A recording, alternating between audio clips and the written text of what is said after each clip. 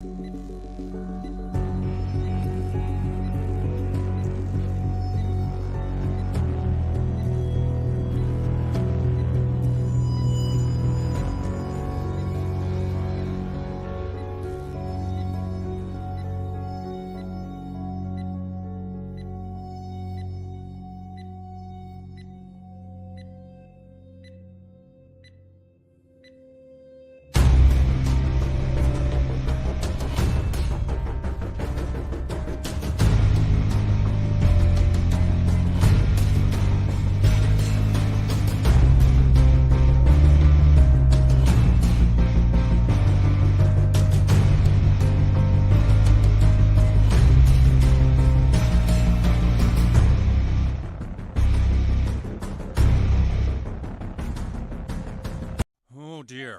think I know what this is. You see, Stan, as you get older, things that you used to like start looking and sounding like shit. And things that seemed shitty as a child don't seem as shitty. With you, somehow the wires have gotten crossed and everything looks and sounds like shit to you. It's a condition called being a cynical asshole. Oh no. Yes. And there's no known cure, I'm afraid. Everything just seems shitty and everyone starts to seem shitty and everything they say just starts to... It stinks. It stinks. It stinks. Yes, Mr. Sherman, everything stinks. Your soul is mine.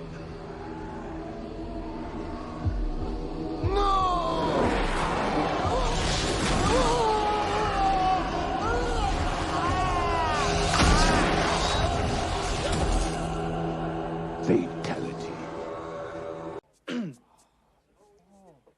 All we are is dust in the wind, dude.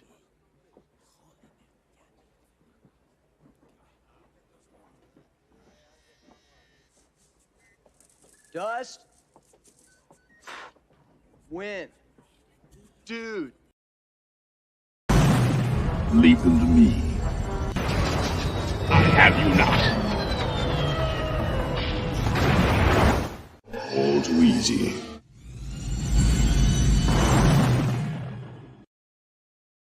What?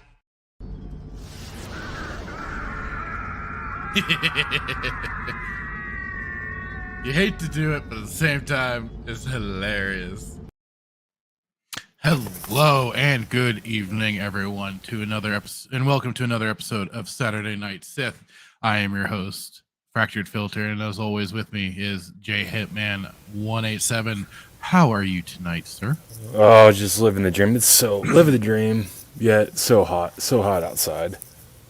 Yeah, it's been rather toasty. And as soon as every chance I get, as soon as I'm out, I'm either back in my car driving home, and then I'm right back in the house where we have at least some window air conditioners to help cool things down a bit. Because yeah, whew, I don't like the heat. No, I'm about to move to Antarctica or Alaska and just deal with not having sunshine for 8 months out of the year, 10 months out of the year. When it gets as hot as it does, it is awfully tempting, isn't it? Oof. Just stay inside and just not be social. Yeah, that's kind of the problem, right? It's like you want to maybe go out, see some things, or do some things, but it's like, man, it's not all that enticing for that heat. One of my friends are like, do you want to? I'm about to. They're like, we're heading to the Greenbelt. If you want to meet down there, it's gonna be hot. I'm like, I'm busy. As I'm in bed, texting on Twitter. Immediately busy. Sorry. Sorry. I'm rearranging the spice rack at my house. It's very important. I'm completely reorganizing my office. Yeah, that's it. We're doing it. Yeah. I got a doctor's appointment. Can't go. Sorry.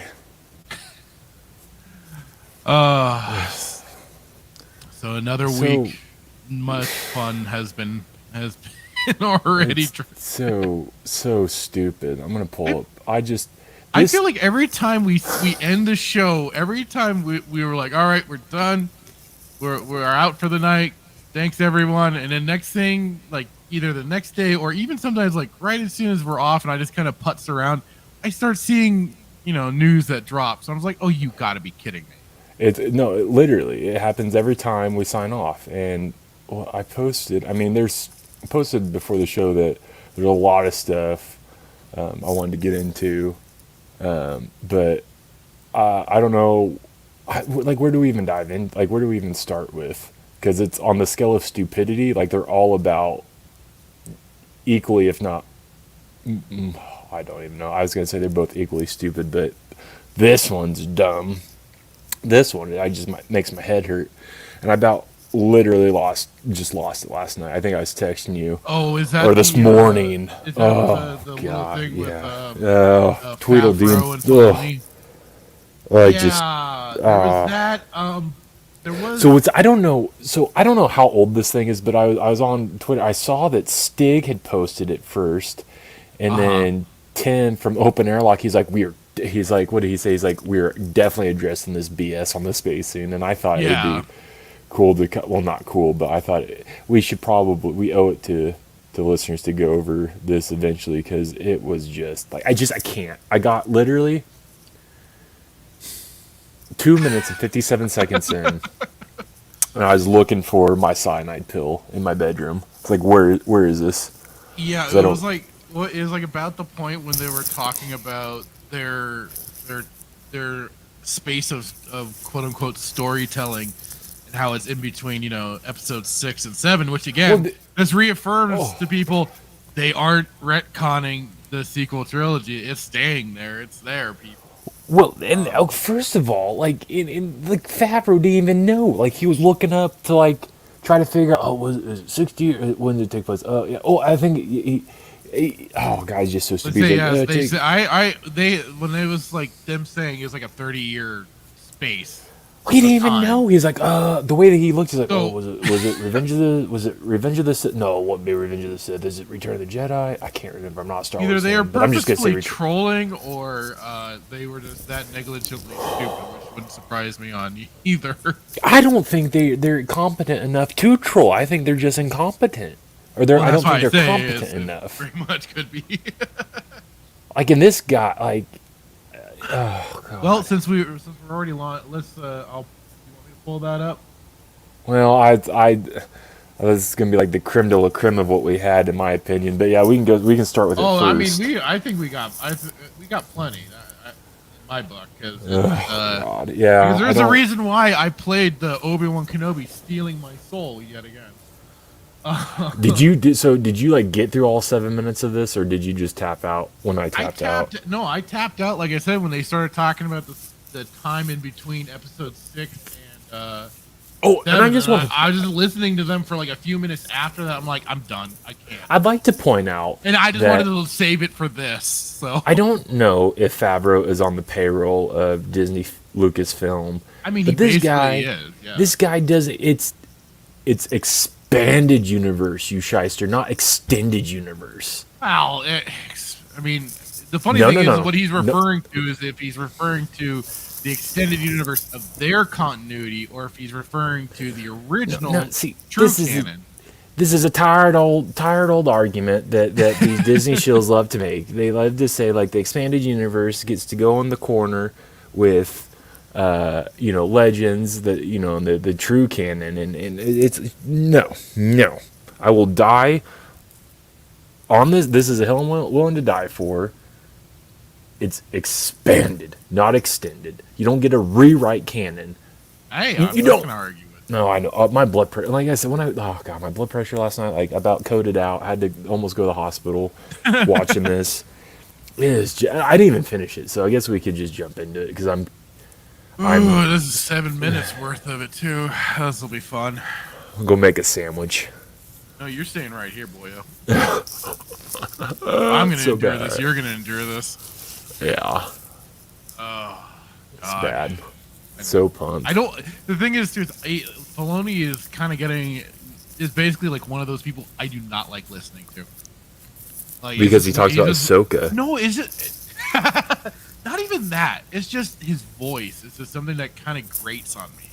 He's not quite Patton Oswalt tier, where I just want to utterly punch him in the face just as soon as he opens his mouth, but he's getting there. But that's also because of the stupid stuff he says. I was just gonna say this stupid hat that he's worn for I don't know how many years. Yeah, he likes his cowboy hat. Ugh. Has he even ridden a horse? I mean, come on. Well, he goes to Salt Lake, so I mean. Oh boy. Back in your cage. Spray ball. Yeah. Kangaroos. George. Oh. George Lucas. Can you hear it? That would be Yeah. the best captain. A Celebration. lot has changed since 2022. last time we saw our celebration. It was my first one. David had been to a lot. It was in Chicago, and it was 3 years ago, 4 years ago. Yeah, wow. It was before The Mandalorian ever aired. So, Well, I they was can't getting keep to their know own the Star Wars timetable fans. straight They with knew me their from own my work at series, so Marvel. why I could they think keep knew me real life back, but it timelines was my straight? introduction. Now coming back here to Star Wars Celebration and to see the appreciation that they've had for the shows that we've made, because now we've done 4 seasons of television, 3 seasons of television since then. You just And of like course can't now even. Dave is filming Ahsoka, which is Look at him smile. on Disney Plus as well, live action. He's like, show. oh, I love it. You just you need like the little like thought bubble of Ahsoka just like right pops up and just yeah he's You know what would but- be in that thought bubble? Yeah, it Ahsoka better and Luke be- talking, huh? trying to get them. It'd be Ahsoka trying to get Luke's digits. Dot dot dot. Maybe if I edit over this, I'll put a little thought bubble and it'll be the Boba meme of him. Following up on the animated characters that he created along with George Lucas for the Star Wars animation.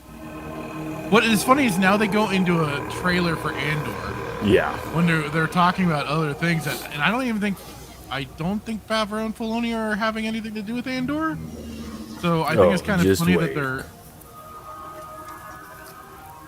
that they're kind of Let doing me go this get trailer. Hold on, let me go get my AK-47. Yeah. Not even trying to hide it.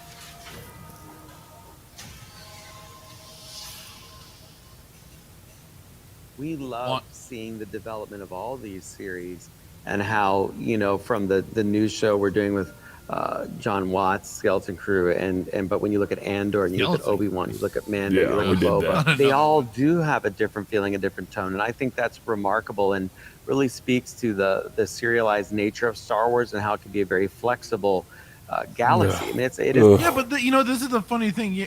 I don't know if he's trying to strictly talk about it in terms of film and stuff like that, but I mean, Star Wars has had many of its own tones or different tones set through the expanded universe, through the books. I mean, look at the darker, grittier kind of books we've gotten through. Like you'll never Well, see it again. You'll never no. see that again.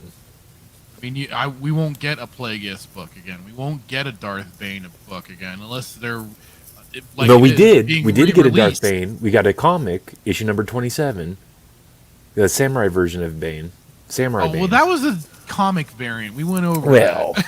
yeah, I'm just saying, like, Master It's a Shredder. galaxy, so there's so many stories to tell that it's exciting. But I don't know yet. I think that I'm waiting to see a little more as I put it together what that tone becomes, because it's evolving right now. It's evolving. All the shows that we've worked on, whether it's Mandalorian, Ahsoka, Book of Boba Fett, So when he says that, is he going to have something to do with Ahsoka as well? Because he says we. Like he's, unless I'm just understanding that. now Skeleton Crew, they all exist within the same time frame. They all exist after Return of the Jedi. So between, I guess you'd say, between Episode 6 and Episode 7, there's 30 years there that's somewhat unexplored, certainly on the screen. To some extent, it's been explored through fiction and through extended through better universe stuff. fiction. So there's a lot of room for us to tell stories, and there are a lot of characters that are in play because we know who's around at that time. And so Characters that you Mandalorian, just we want to Use introduce those. and abuse. Yeah, like Like Cassian being Kyle. Well, that and then Want to rip be on Katarn. Kyle yeah. Katarn, Or Boba Or- Fett. Fennec Shand. Look at me smiling. I just said it. Well,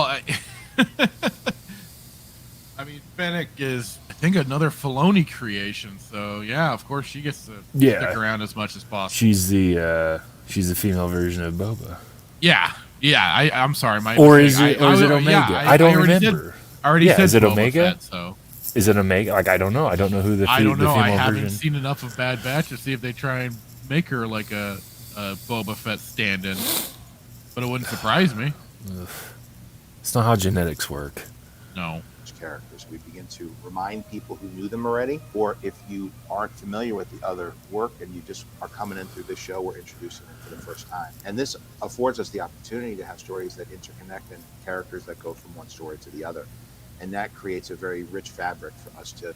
You guys can't even keep your own continuity straight. You can't even try and keep aligned with the original continuity. How are you going to keep stories connected? I think maybe that, like... I don't know.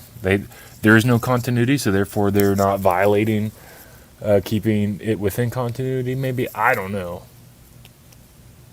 Neither do I half the freaking time. To explore.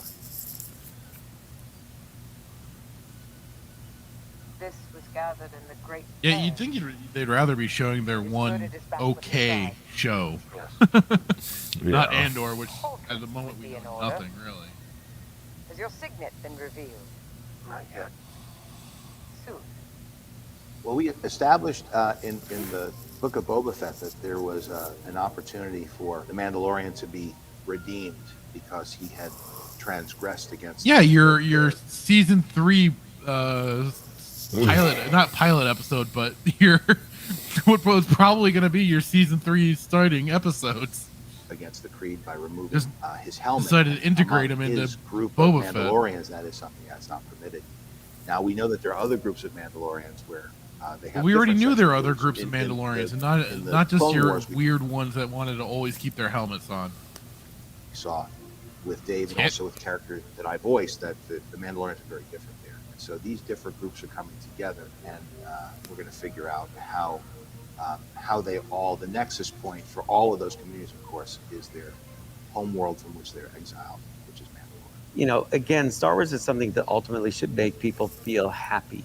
It should make you feel good. It should be uplifting. should, and that's but it doesn't what I felt in anymore. that hall It's all when becoming people are insulting appreciating and everyone. And I know it's something condescending. that it's just so important to the DNA of this thing. When you think of when you left the original Star Wars A New Hope, the theater, people were cheering at the end. People felt great. Pause this. Yeah. First of all, he's there. I just want to point out that there's a lot more cheering for Empire Strikes Back than A New Hope, and there was probably zero think cheering about for it. Think Return about of it the when Jedi. it for originally coming out. I'm sure there was probably a lot of hype, and there was a lot of hype between each. No, I each of the movies for sure. It one just of the got greatest bigger and bigger as the time went on, but it was certainly like a big spectacle for when it first came out. Yeah. The greatest debate is, what's better, Return of the Empire or Empire, Return or yeah, New Hope. Mm-hmm. Yeah. You could argue things weren't that great outside. So I think it's so important to give people this and positive feeling that happens through these characters. The thing that would is this. I'd always get my timelines. It was 77, right? That Star Wars came out. 74, I believe. It was 77, 74. I think it was. I always thought it was between 74 and 77. I thought. Bad with not only my bad names, I'm bad with timelines too. Really quick here. Sorry, everyone that has to look at Filoni's face. Yeah, how dare you put it back on Favreau? I don't think we're winning. Oh, 1977. So I was correct. It's probably in the works in 74, so we're both correct. Oh yeah. Whatever. Certain point of view. And then think about this. 2 years. About 2 years prior, the Vietnam War had ended. There's a lot of depression, all that sort of shit that had gone on. It's still gonna be so fresh, right? Yeah. But here was something new. It wasn't called A New Hope. It was just called Star Wars, and it had its set pieces. It got everything. It told it began the whole hero's journey thing, and it had a very spectacular and uplifting ending. And it was it was it was the escapism at the time, because yes, you could maybe make some real world slight comparisons, but I mean, otherwise, it was its own universe. It was the beginning of its own universe that you were getting the glimpses into, and it was just that escape for that time, you know? That was why it was so special and why it got everyone's attention. And that's that's what's changed now is they're trying to interject all of the real world, basically making it no longer timeless, but dated. No, it's especially like with coming up with Andor and stuff, how they're going to be having Trumpian style themes and whatever. Well, this is what is just so irritating about it. And I think OG had posted something. I'll try to find the tweet, but posted something.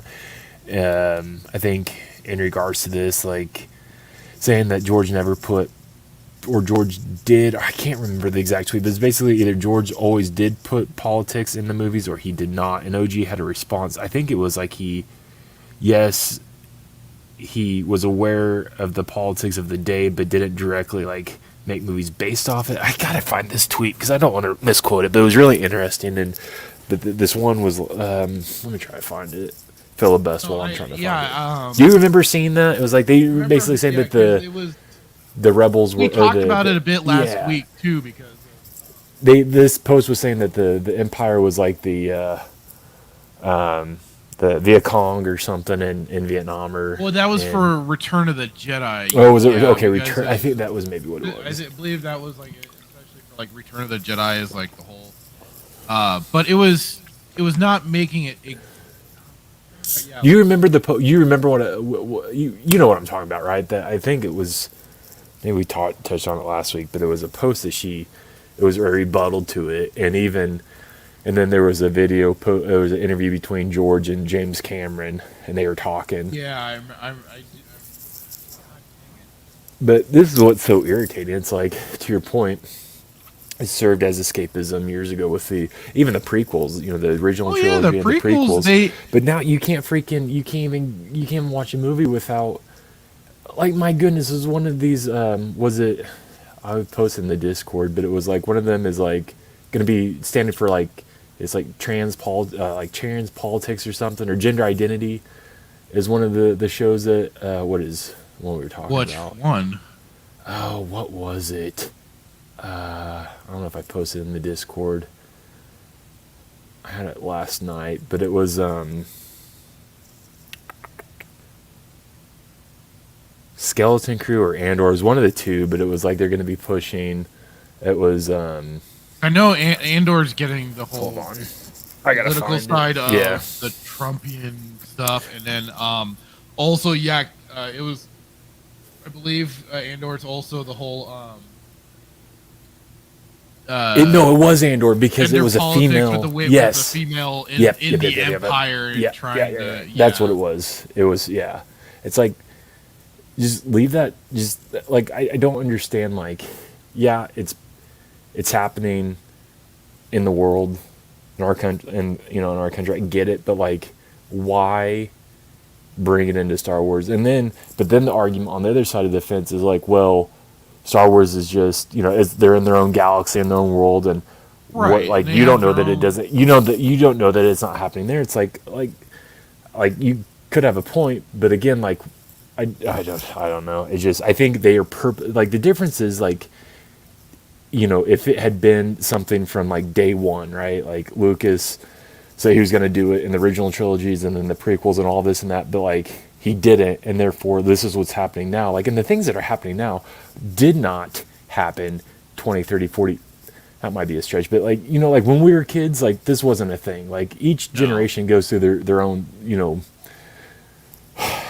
whatever it is, right? But like this right now, like with the gender politics and like the Trumpianism, like you said, like this is happening now, and it's just ironic and coincidental that they're now putting this stuff. It just dates their product, and instead of making it timeless. Well, it also like pushes the woke agenda. That too, yes. So again, I maybe people could think my argument is flawed, and maybe it is. I'm just saying, like, if this had been a thing from day one, A New Hope, through the prequels, like if George took, if that's what he wanted Star Wars to be, in a universe of all this kind of stuff, like, then that'd be one thing, but it wasn't. Like with the Obi-Wan Kenobi thing article that we read about how Obi-Wan is now like bi. It's like, yeah, God, the movie's I never know. the movie, like George, like the movie's never implicitly said he was. But again, No, and through the whole canon, thing he with- had he had- focused he had a- relationships on He had even girlfriends. within Not their that- own, even with their own, with that, since they have it connected to the Clone Wars. Yeah, he was Right. in a romantic relationship with a woman. But again, this is what they love to do. They say, well, Like- Leia didn't implicitly state that she didn't know him, and No, they love because- it didn't implicitly state. For We've sure. talked about that too. Well, that's Like, that's their the whole little- thing. That's their little workaround. You of have all to this, spoon right? feed. You have to spoon feed them and write it down in crowns on construction paper so they can understand. It's like, well, that wasn't the last fight. Like, yes, it was, guy. Like, read the novel. Like, it's indirectly it all stated. it makes it all A very river, a river of lava. I wonder where that could take place. Right. Well, Mustafar's a lava type planet, and they fought in front of a lava stream that kind of looked like a river. I don't know. It's just so stupid. Going on a tangent, but just keep going. It's just let's stupid. Get back to this idiot. These acknowledgement of these actors where people can come together and say basically thank you. I mean, that's all I hear all weekend if I run That's into right. people is thank you for That's this, right. thank you for Who And is I he think, running you know, into? They're Like, what they're are they thanking him the for people joining they are catering FurryCon? to, the people the people that as we saw, there are still swaths of people, at least that they were staying focused on for celebration. They have their crowd that is still nomming this stuff up. Not people like us, no, but they still got people that go there, and yes, they like what they're doing. Not again. Is it the younger generation that was introduced to?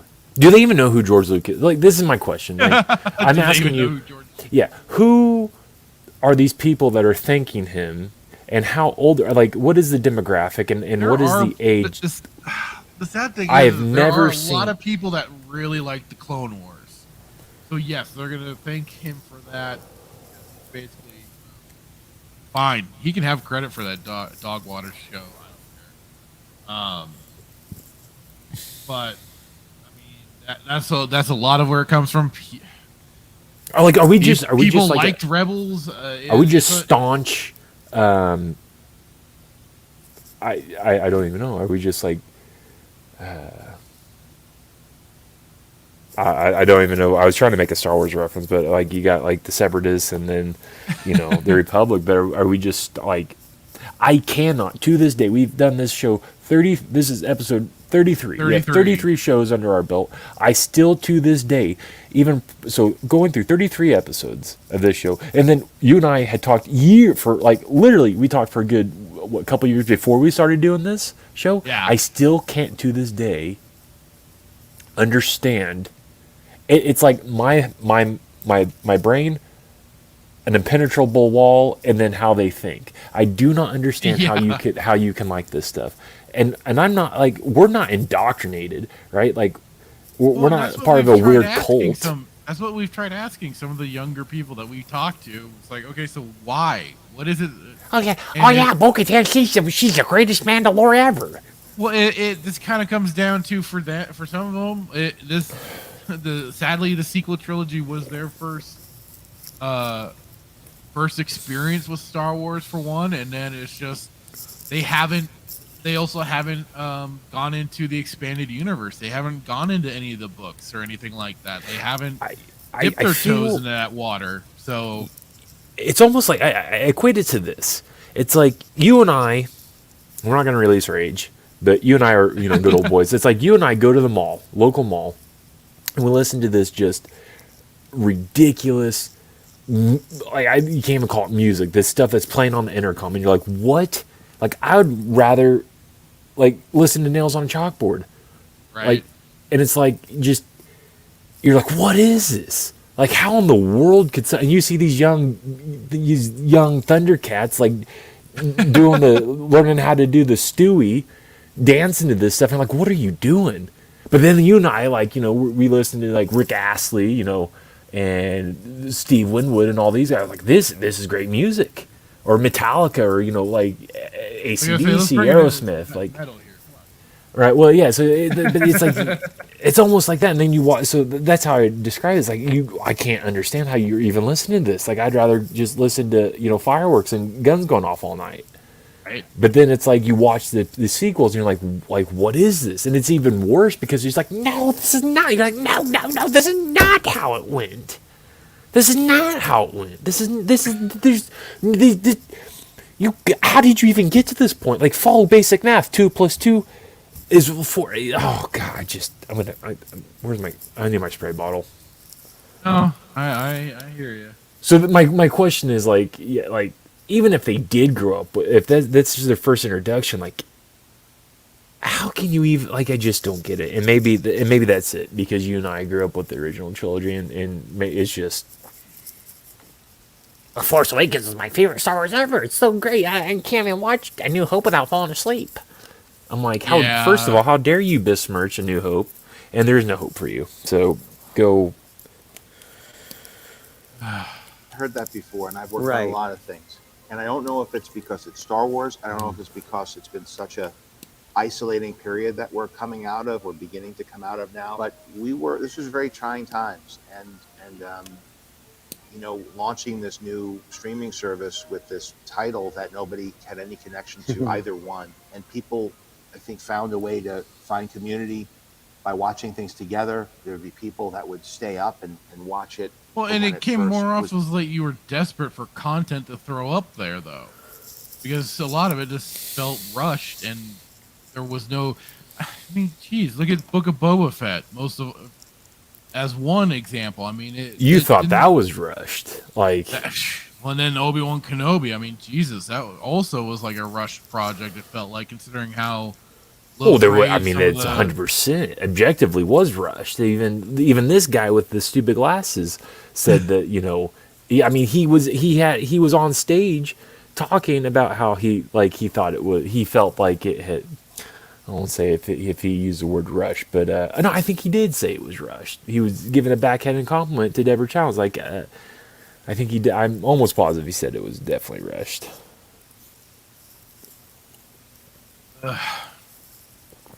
Put on the service. It's a kid show. No. At midnight, 3 in the morning, depending on where you live.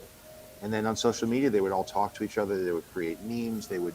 Not the most pleasant memes. So I think it was a way for people to come together, even though they felt very alone. We came together in our loathing of your show, and meeting each other in the sunlight again, and seeing that they all share common things, and I really feel like there's a community. Because COVID doesn't spread in your house while you're watching Disney Plus. Together or at restaurants. It was Star Wars night, and it was just very moving to feel how much energy and excitement and appreciation there was. So much like your father. Try and get that number. Try and get that chain code. Give me that chain code. What should I do about him? Ride it like a panther. Trust your instincts. Oh, how dare you! Like a panther. I tell you, we've been pretty lucky with who we've had. I mean, we have everybody. Do you see? Look at his face. He saw Ahsoka, and he's like, "Oh my goodness." Sedaris is great. But she's just Star Wars fabric now. Like, she had no idea. Now she's in it, which I love. That's right. She's awesome. But George. George Lucas. I don't know. That would be the best cameo. Well, you have to be the son of Baron Papanoida or something like that. I don't know. I wouldn't even speculate on that. It's hard for me to imagine what that day would be like. George, whatever you do, stay far he's been away, on the set man. when Stay Dave's far been directing, away. So I love watching Dave and George together. George, I have tremendous respect for. I've been very fortunate to have. No, you don't have respect for him. You can, no. Yeah, if you had respect for him and for his characters and stuff like that, you wouldn't be doing the things you've been doing to them. He has about as much respect. And again, I get that this is going to come off subjectively, but he has about as much respect for George as Bob Iger did, and everybody who was involved in that deal, and then basically gave him the boot with the finger. Agreed. If you had respect, you would not. Everybody has creative freedom. Like, I get it, but like, if you respected George and what he did, and what he believed, and what he created, you would not I'm hard pressed to believe that you would like this would happen. You break continuity. You don't believe in continuity. I don't even think you know how to spell continuity. But then you have the audacity to sit there and say, "Oh, I have the tremendous respect." Like, what part of George do you respect? His hair, Yeah. his goatee, like his creative like his genius, or like from a director. Like, what do you respect about him? His button-up shirt, like to sit there and say I have respect for him, and imply that you have respect for everything that he did and he created, and then you create this dog water, continuity breaking, just utter dumpster fire garbage. Like, no, like. Again, George people Lucas say together. That's like a whole other. How long did you work together? 12 years? Yeah, close to that. Yeah, like at least at 10. And Yeah. I mean, it was a master class. Every day was a master class. And so I'm trying to apply that every Yeah, you day didn't and take pass notes on or what I've learned. I mean, it is the Jedi there's a experience I've had. difference And so between honestly, that's probably working my biggest with responsibility somebody now is to and working with somebody. Like you and I could try work. to explain I gotta break something. to people Let's what just George finish explained to this me off. about why this all works, why it's different and unique from any other fantasy series or fiction out there. It's George lends it a unique point of view, and it's something that we have to take care of and work Yeah, that on. you haven't been following at all. I'm gonna break something. So yeah. There's a But difference between working with somebody and working with somebody. You and I could work with each other for 5 years and I would know nothing about you. I could know that you worked in the same Right. building as me, but I know nothing about you. Or you and I could work together for 5 years and we know each other and we Right. learn from each other. There's a difference. To say there and I go, oh, God, 12, 10 years, like, I don't even remember, I'm going to break this highlighter and it's going to go all over my computer screen and I need it for tomorrow when we go live. Well, and I'm still trying to hunt down, but just to kind of roll back. I did find this one from OG Star Wars. How she says George Lucas was inspired by past events. Yeah, like, this one. like World War II, Nazi Germany, stuff like that. In our history, to create Star Wars Imperial rule, and DLF followed suit. Yet cancel culture says it's not okay to compare and share historical accounts, including DLF. Although this was a tweet from 2021 from last year.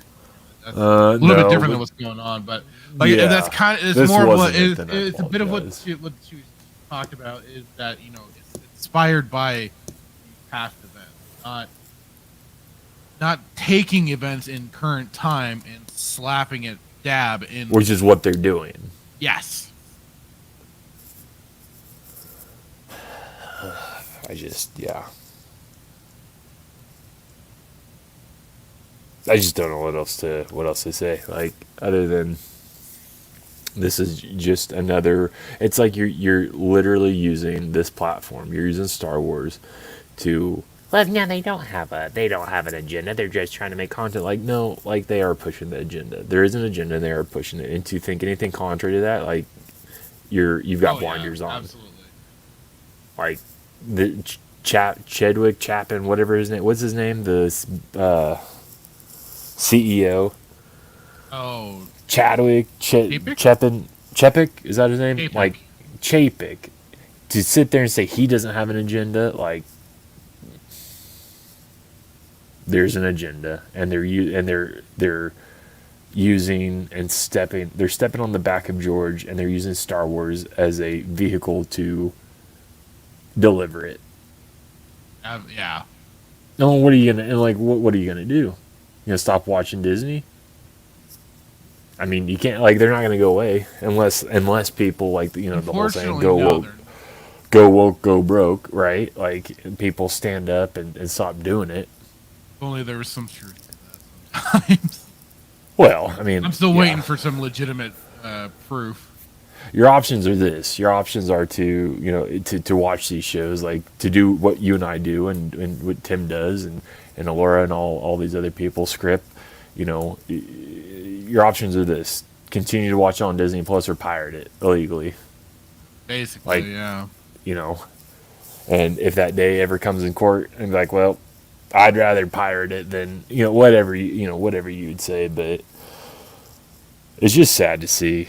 And I wait for the day that someone would argue my point or against my point to say that they don't have an agenda, they're not pushing certain stuff, because again, like, the proof is in the pudding here. We sat at the dinner table, like, you know, for the last was the last year or two, well, however many years now, this whole, like, the gender politics and identity politics have been a thing. Like, yeah, this has been going on a long and then time. It's become more and more. It's become more in your face because they are very confident in what they've basically achieved, and that's almost like, well, no, like, this is over the media. Yeah, it's like, oh, well, no, like, this is, like, it's in Star Wars and George created it, and you love Star Wars, so, like, it's almost like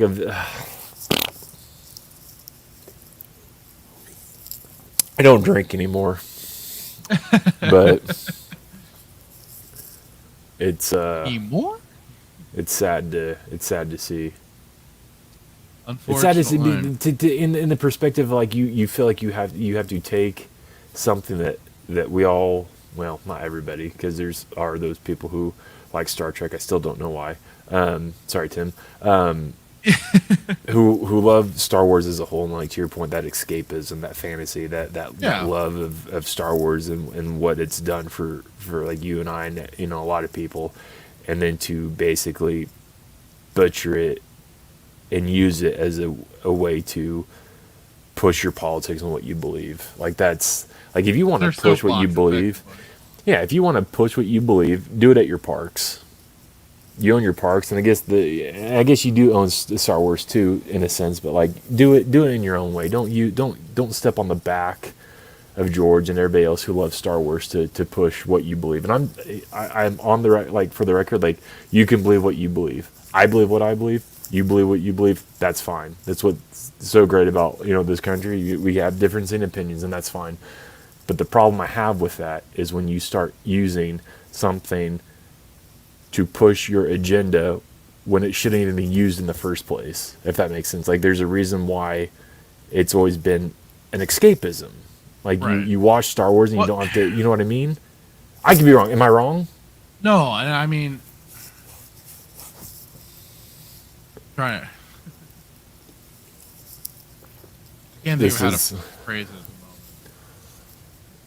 moment. Not saying, I'm just saying, like, and I say that in like a non-discriminatory way. Like, believe what you believe. That is fine. You have that right, just as I have my right to believe what I would believe. But I don't think. Yeah, if only we're allowed such.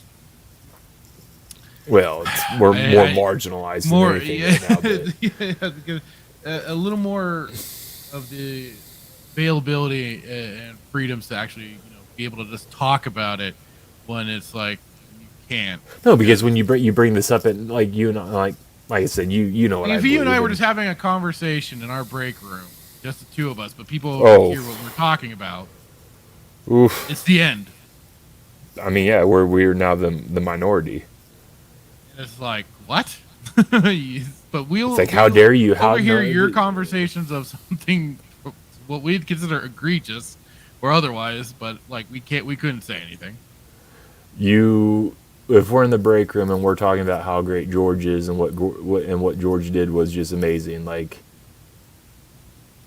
and to talk, like, yeah, it'd be like, how dare you? Like, how dare you not bring up Filoni? How dare you not bring up Favreau? But even, like, just stuff going on in today's world, that's, like, you know, we could have a conversation and we're now instantly bigots and racists and all this and that because we don't bend the knee to. Just because we don't like something. Yeah. But again, like, this is a funny thing. It's like the way I've been thinking of it is like, it's like, you know what, and it's why I really just don't care, and I'm getting even more to the point of not caring of some of these people's thoughts about it, because it's like, you know, just for the very fact that I've been playing. So for example, I've been playing video games since I was a wee lad. Yeah. And, you know, that went in through the 90s, and basically with what, if anybody that still remembers, a lot of the attacks on the violent video games like Mortal Kombat, stuff like that. Doom, and then of course, you know, Wolfenstein, and then but like it was at the end of the 90s, 99, when we had Columbine happen, every gamer was basically then a school shooter or a potential school shooter just because we played particular violent video games. So, there's always been this stigma. At least there certainly was more heavily early on, and that's where I'm just kind of like. And then we got later on down the line when the Gamergate stuff happened, and then now gamers were, now the gamers were racist, sexist, misogynist, yada yada yada. And I'm just like, all right, fine. It's almost like, what's your point? I'm just like, it's like at this point, it's like, who cares? All right, say what you want to say. I don't care. For sure. It's like, and even now with Star Wars, it's like you disagree or dislike something with the new Star Wars stuff immediately or early now, and this is this is the topic that I had. Pull it up really quick. So Disney was certainly getting ahead of the curve here, but it's funny with some of the phrasing though. But still, you know where they're getting at.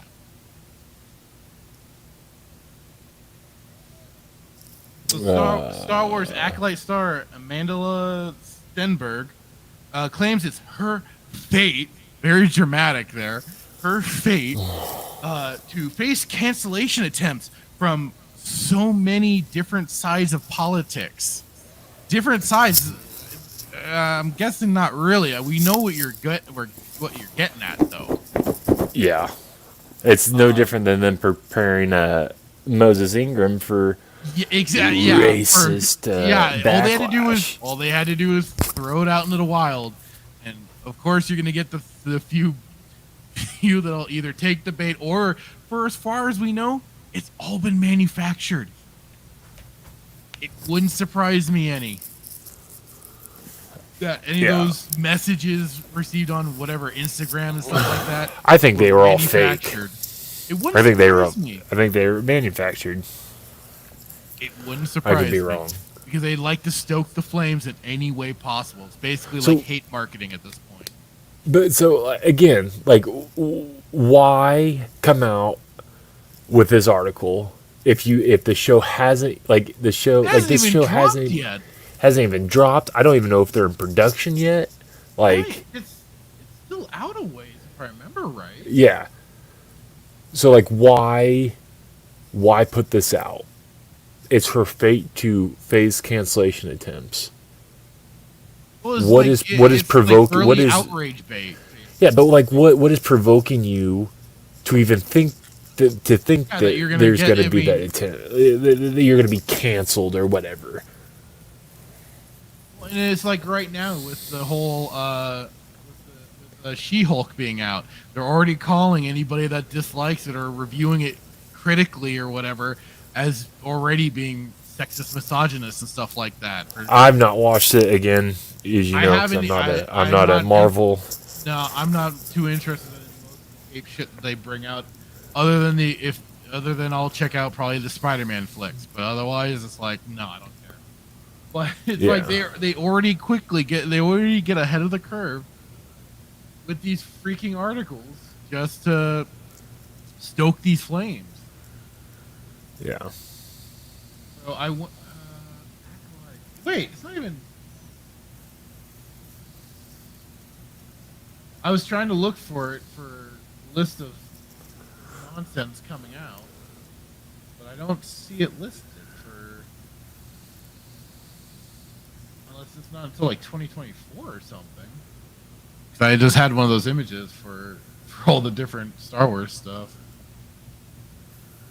Anyway, on to this. So let's go through this. After serving as a target of various such campaigns over her career, recently cast Star Wars acolyte lead Mandela Stenberg has come to believe that rehashing of this. Stenberg, who is perhaps best known for starring as Rue in the first Hunger Games film. I didn't watch any of those. I started watching the first one and I just kind of got bored and stopped. That was Rue. She got killed. Oh, yeah, she got like shot in the heart with an arrow, I think. What a shame. Yeah, Rue and started a revolution, if you didn't know. Oh, gotcha. And as Elena Beck in the cinematic adaptation of Dear Evan Hansen, spoke to her thoughts on cancel culture during a recent interview given to friend and Euphoria actress Hunter Schafer for the Cut's August cover story. Non-binary actress, oh god, who uses uses they, them, or she, her pronouns. What the freak? Who does this girl? Yeah, this actress. The butchering of language is so aggravating to me. First addressed the topic of one of contemporary discourse's most prevalent ills while discussing how she embraced unlikability of her bodies character because her eventual comeuppance for being such a bad person provided audiences with some much needed schadenfreude. Quote, this funny thing happened with the birth of cancel culture in which we started canceling characters. I actually feel that this is detrimental to what film is supposed to be about, which is putting terrible people on screens and laughing at them sometimes when necessary.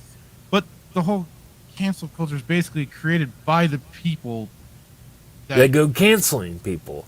That also, that are all on board with you and your goofy pronouns and crap like that. You're all on the same fence of that. And the other side hasn't really gotten the idea of cancel culture or trying to cancel people. No.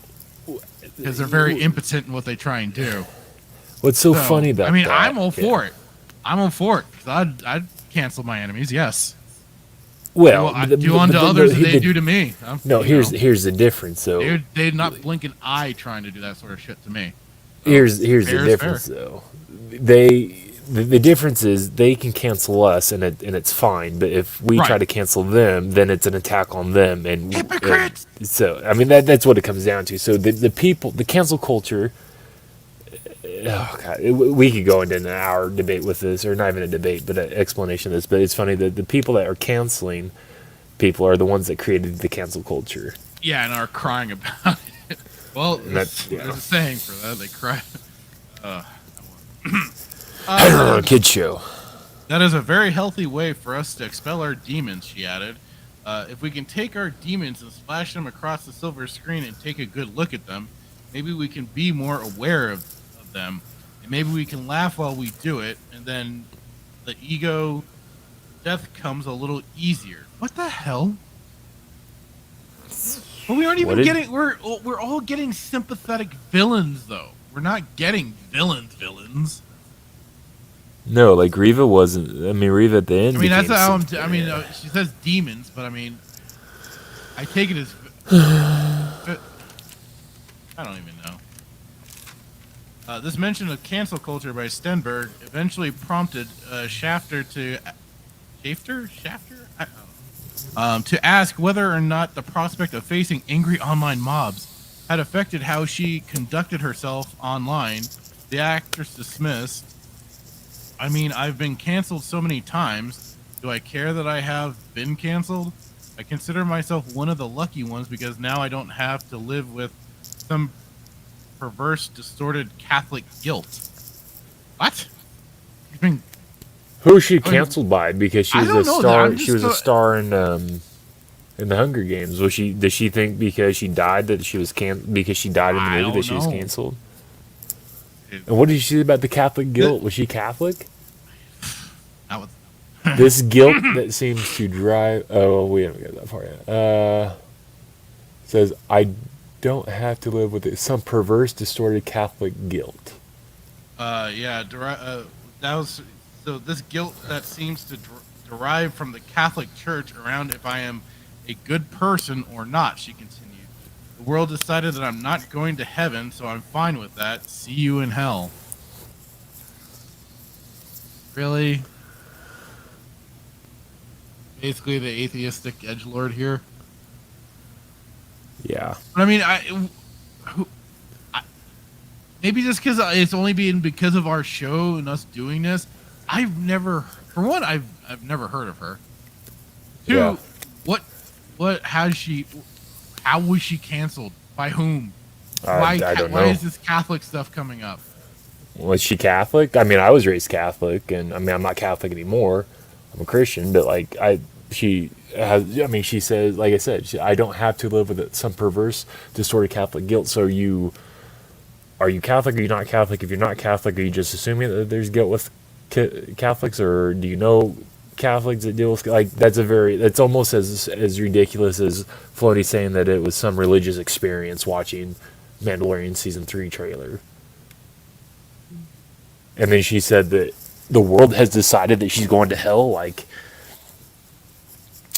again, the show's based off Star Wars, but I mean, I would love to come in and chime in and talk about or kind of address some of the things that she's saying, because it, like, if you're an atheist, you have no reason to talk about heaven because you don't believe in it. So like, why is she saying the world has decided that I'm going to heaven? The world decided that I'm not going to heaven, so I'm fine with that. See you in hell. Like, why are you bringing this up? If you're atheist, you have there's no point. I don't know. I just threw that out. I get what you're saying, but it doesn't make the whole cancel culture, and then to make this comment about Catholics and then the heaven and hell thing, okay, let's go on with the thing and see what else she says, because I haven't read this yet. One of the most notable cancellation attempts faced by Stenberg resulted from her starring in Where Hands Touch, as many audiences took offense to the film's depiction of an interracial romance between her character and a young Nazi, due to their belief that this subject matter would be romanticizing the Third Reich. I think I heard about this. I didn't hear Not that very word much, but I'm touch. just kind of like, all right.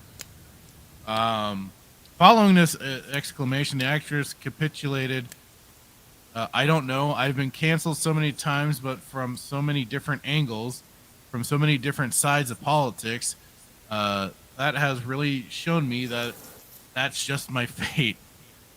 Okay. What has she? So again, the dramaticism of it, right? I mean, I guess that's fitting for an adult pretender.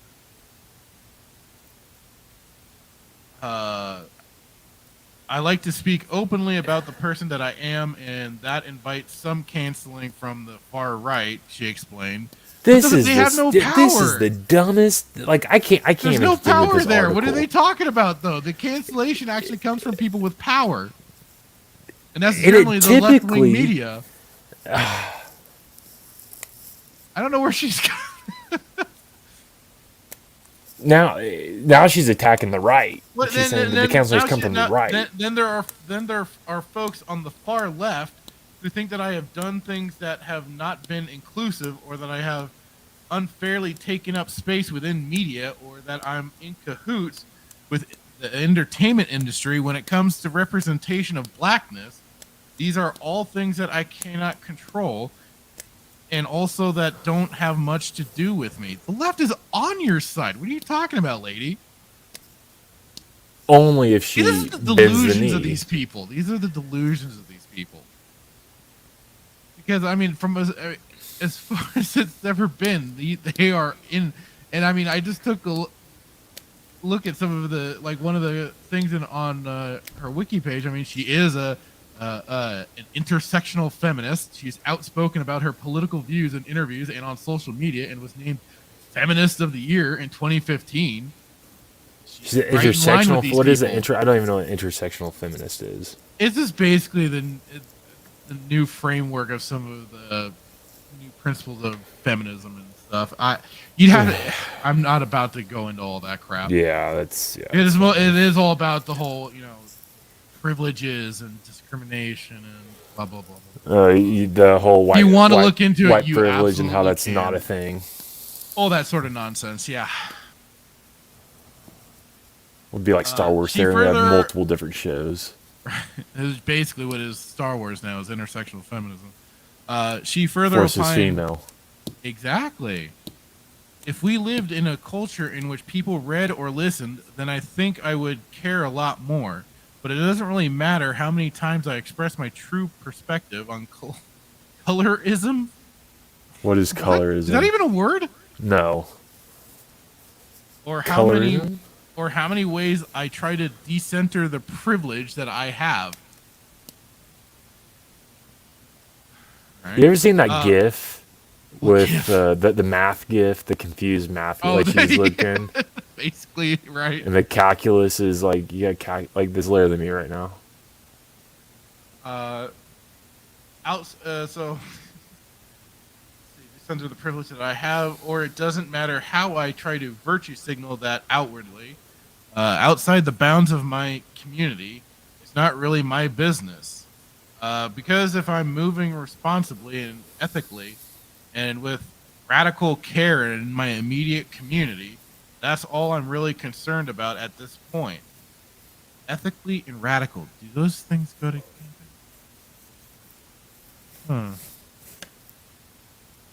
But anyways, yeah, that's the star of the future Star Wars Acolyte show. I really want to know how she's been canceled. I mean, she was in Hunger Games and she was in this show, and I really want to know where she's been canceled. This is you saying that you've been canceled. This is how stupid it is. My boss comes to me and says, "Jake, hey man, you've been such so amazing. You do such an amazing job. Just real quick, this little gap that I wanted to talk about, there's something that's happening at night, but you know what? But I really appreciate your hard work, and you're a true, embodiment of what a leader's supposed to be, right?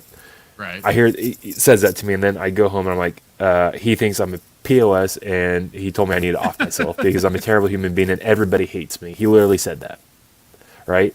I mean, that's how stupid it is. Like, to say that I've been canceled, but you've reaped the benefits of Hunger Games. What it basically comes down to is you've had some people screech at you for some nonsense. That's been about it. Welcome. You haven't been kicked off. You haven't been kicked off of social media platforms. You haven't been, you haven't lost your bank account or anything like that. You haven't faced real cancellation. That has happened. You want to know who has? Gina Carano. You haven't lost your job. Yeah, Gina Carano is a perfect example of cancel culture. They canceled her.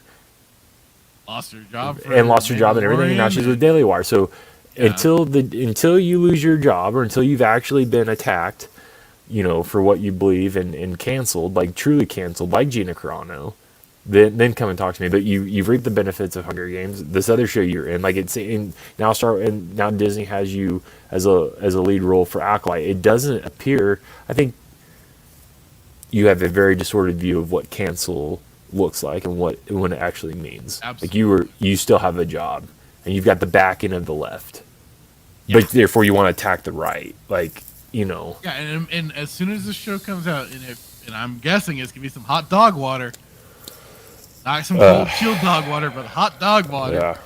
Yeah.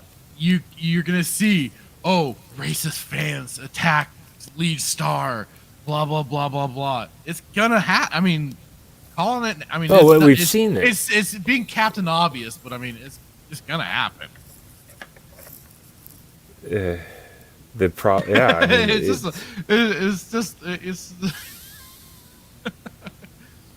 And so there's like, well, we're gonna send you to acting school prior to the Acolyte, so you can be sure you know how to respond to when these unconfirmed attacks are going to come from the right, because however you want to. Oh God, it's just so serious. It's like we talked about. It's basically living this meme. It's literally this meme, like the embodiment. All of it. It's just all the BS. All of it. It's all so tiresome. Like, it really is. But we got to be careful with what we say, because we're the enemy, because we don't necessarily believe in what they believe. Yeah, and I just got myself into some hot water. If anybody that we work with listens to this after what I was just saying. Well, like I said, last time I checked, there's still freedom of speech, freedom of opinion. Well, there's no freedom from consequences, though. That's their little hook, though. So yes, you can have your freedom of speech, but you are not free from consequences of your speech. So therefore, they are more than happy to cancel your ass and get you fired, or do whatever it needs to be done to ruin you. I didn't hear you attack them or say anything degrading. So, I mean, not to me either, but you know, other people have a completely different perspective. I mean, it's all from a certain point of view, right? yeah.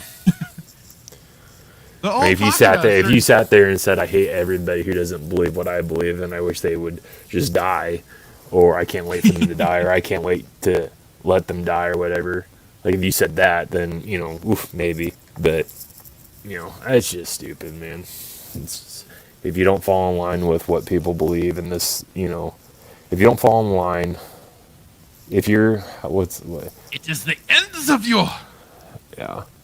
If you don't bow the knee, they'll try to force you to bow the knee. Yep. But you're going to need it. And speaking of certain points of view, this I think is rather funny, especially when you can kind of catch the moment where he even catches maybe himself a little bit going, oh, crap. You saw this. Oh, my dear. Yeah, what I have an article for it, too, but I wanted to first play this clip because I feel it's so funny when you watch it. He was caught off guard. Yeah. We were expecting more of like how Obi-Wan kind of sticks around with Luke, but you kind of leave Luke to the side and go off and help Leia on this journey. Was that always part of the storyline that they were thinking about for this, or when did you know that it would be focused on young Leia as opposed to young Luke? Yeah, no, it was going to be a story about me and Luke. Yeah, it was always going to be that. And that was one of the genius moments where everyone went, wait a minute, and then he got it. He's like, oh no. I walked into it. Changed it. I think there's that little pause. That's the beautiful thing about how gotta keep going now. Disney, Lucasfilm, all of us who are involved in it from the beginning is we try really hard not to let anything out the bag, So just to I saw somebody your say this, experience of seeing it. He's like, I just almost screwed my NDA. All right, he's like, I almost violated the NDA. It's like, like I said, I forget who brought this up, but it's like, did they hire them on with one script, and as soon as they secured them, it was like, oh, here's like a revised script, or here's the actual idea of what we're going with now that we have you locked in. It's almost like now perform for us, dancing monkeys. Get out there. I mean, this is the way he kind of. It's like oh yeah, Christmas is my favorite holiday, and I can't wait for you to get the gifts are my favorite thing to watch on my phone at night, and that's just the beauty of whoever created gifts that we get to now love gifts together. It's right. We try to freaking course correct. That's the I kind of wish he would have just said what he was. I wish he just would have just boobed up and. It kind of goes in line with a little bit of what we were first seeing with some of the trailers. And that was, we were mainly seeing kind of Obi-Wan and on the periphery, keeping an eye on Luke and stuff like that. And it almost is like, okay, so that's what this is going to be about, right? His time on Tatooine. Until then we started getting more of those clips that came about where you started seeing him on a weird city planet and stuff like that. And it's like, oh, something else is going on. They didn't quite start talking about Leia yet. And as time went on, as they were getting closer and closer, then they started dropping that, like, oh, Leia's going to be involved in this. Well, you start to see, oh, okay, I see your guys' plan. Kennedy originally scrapped there was she scrapped this. What was it? Like the original, I remember that they had already started production. They had already had a story, and then she came in and we did it on the show. We talked about it on the show. She scrapped the original because it was too bleak. Too bleak, to quote Kennedy. So I wonder if this what I wish. I just wish we could have seen the original script to see if it was equally as dog water as what they decided to go with. God, I wish he would. I wish he would have just I wish said we what could he was see going that to say. sort of stuff. It would be brilliant to be like, oh, so that was. Yeah, that's how they plan, marketed it. They marketed it like there's 4 different ways that they marketed this. One, the rematch of the duel of the century, right? Yeah. The rematch of the Yeah. century, which never should have happened if you know anything about canon. Anyways, I digress. And then it was supposed to be like, Obi-Wan watching over Luke. So, because you read Kenobi book by Jackson Miller, books, predominantly about, him trying to watch over Him Luke all the started while make help. his life on Tatooine. Yeah. And then then it turned into this weird love fest between, not love fest, but this weird relationship building between him, Obi-Wan and Leia, and so but it just came out of nowhere. So it's like, oh yeah, it was supposed to be about Obi-Wan and Luke, and then but that's the beauty of it, that everybody who loves Star Wars, that's a terrible Scottish accent, but yeah, basically just makes. I wonder what he wanted to say though. Like, what do you think he was gonna say? Yeah, like you kind of like it was in that one moment. You kind of tell he was kind of. Let me see if I can hit that point again, because it was like he walked. He's like, oh, I'm gonna get fined for the NDA.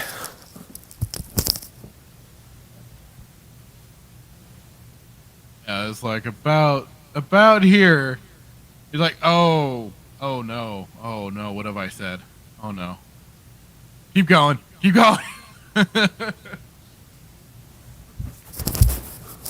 caught him. He caught himself, and he's like, "Oh crap!" Walked right. I was like, I'm in hot water. There's not going to be a Kenobi season 2 if I go through with this. Hopefully, there won't be a season 2. Oh God, I hope there won't be a season 2. There'll probably be a season 2. Because it took so much. The first season took so much out of me. That's why I had to had to play the soul sucking again, because like, oh, here comes Obi-Wan back into the picture of some news of, oh, it was gonna be the Obi-Wan and Luke show. Oh God. And like I said, that's in that first season. I hope never again. Never again. But this is called, like, what are they going to do?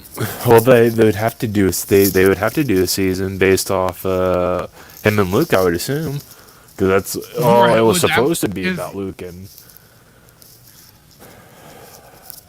but then we gotta figure out, like, is there going to be a Reva show? Yeah, because she just because as far as we know, she left. She got away. Didn't die with a lightsaber in the gut. Yeah, she didn't die in a lightsaber of the gut as a kid. That's kind of sexist, though, don't you think? Qui-Gon died. He got stabbed the same way. Well, that's okay. That's acceptable. But he died, and okay. But yeah, she. That's okay. Yeah. But you can't do it to the Whammons. Well, and then you got the Utapaulian that has like 17 stomachs, so that's fine. Jesus. Yeah, the stomachs, man. Totally the stomachs, man. The Qui-Gon, like, you got the like old. They should have just had the Inquisitor as the freaking the Darth Vader stand-in, basically. Kept him in charge and running things. Instead, they had to make Vader look like a punk. Yeah, the old wise Jedi has to die because he's an old wise Jedi. Exactly. That too. I don't even know. I'd really. We need to make like fair. Speaking of shows that probably shouldn't be getting a second season. Who is it? Kenobi? Oh. Star Wars actress Ming-Na Wen reveals major update for Boba Fett Season 2. I can't. I mean, for me, at least Boba Fett was less painful, but still ridiculously stupid. But good lord. So Lucasfilm has been having a bit of a Star Wars renaissance on the small screen with series like The Mandalorian, Boba Fett, Obi-Wan Kenobi. This series needs to go away. Each series is pretty unique in their own ways and has been doing pretty well with fans. What? Unlike Obi-Wan Kenobi, Book of Boba Fett wasn't touted as a limited series, so fans are hoping that we could see a second season with a galactic bounty hunter. If he was actually in it, that'd be great. Recently, one of the series stars, Ming-Na Wen, revealed if there has been any movement on the second season. During Fan Expo Boston, via Star Wars Newsnet, the actress told fans that she doesn't actually know if there will be a second season of the Book of Boba Fett. Second season of the Book of Boba Fett, I hope. Misleading freaking article lines.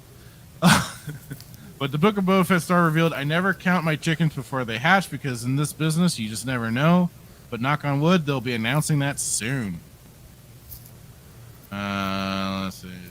That was basically Wouldn't it make more sense to release the Book of Boba Fett 2 before they do Mando Season 3, since Mando Season 3 was already in the Book of Boba 2? Or since it was already half the Book of Boba Fett, like the first, obviously. Like the last 4 episodes were Book of Mando, or Mando Season 3. The last 3 to 4 episodes. Yeah. Yeah. With that, wouldn't it make sense to do Book of Boba 2? Intersect each other, yeah. Maybe. Maybe they'll do that. God.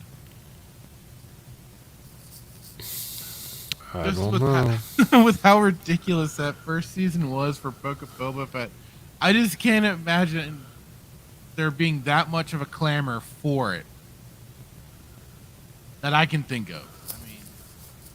But I keep I quote stay in my lane, and I stay among people that I prefer listening to. So I don't see a lot of the other people that are clamoring potentially for and liking these TV shows that Disney Plus is putting out. So I'm completely in the dark on a lot of this. How many gray hairs do you think we're gonna get if and when we have to watch Kenobi 2 and Book of Mando 2? They should really change it to the Book of Fennec Shand is what they should change it to. Oh yeah, that's what it should have been. What I'm more wondering is what Andor's going to do to us. Have we committed to watching Andor? Has that been a thing? I thought we did. I was hoping you... That starts at the end of next month. I'm going to be on vacation. Yeah, we haven't even watched Summer Vacation yet. Lego Summer Vacation. Oh, did that already come out? Yeah, it's out. Get excited. Get excited. Huh? Get hype, bro. Get hype, bro. It's Legos. Everybody loves Legos. I had no idea that it even come out. These articles are painful. I didn't think it was going to be this painful.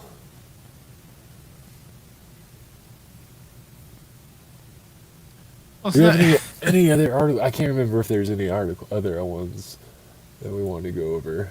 I think it was. Well, those were certainly some of the 3 that I had thrown in there. Yeah, and then I just found. Oh no! What'd you do? Oh no! You found I just saw this.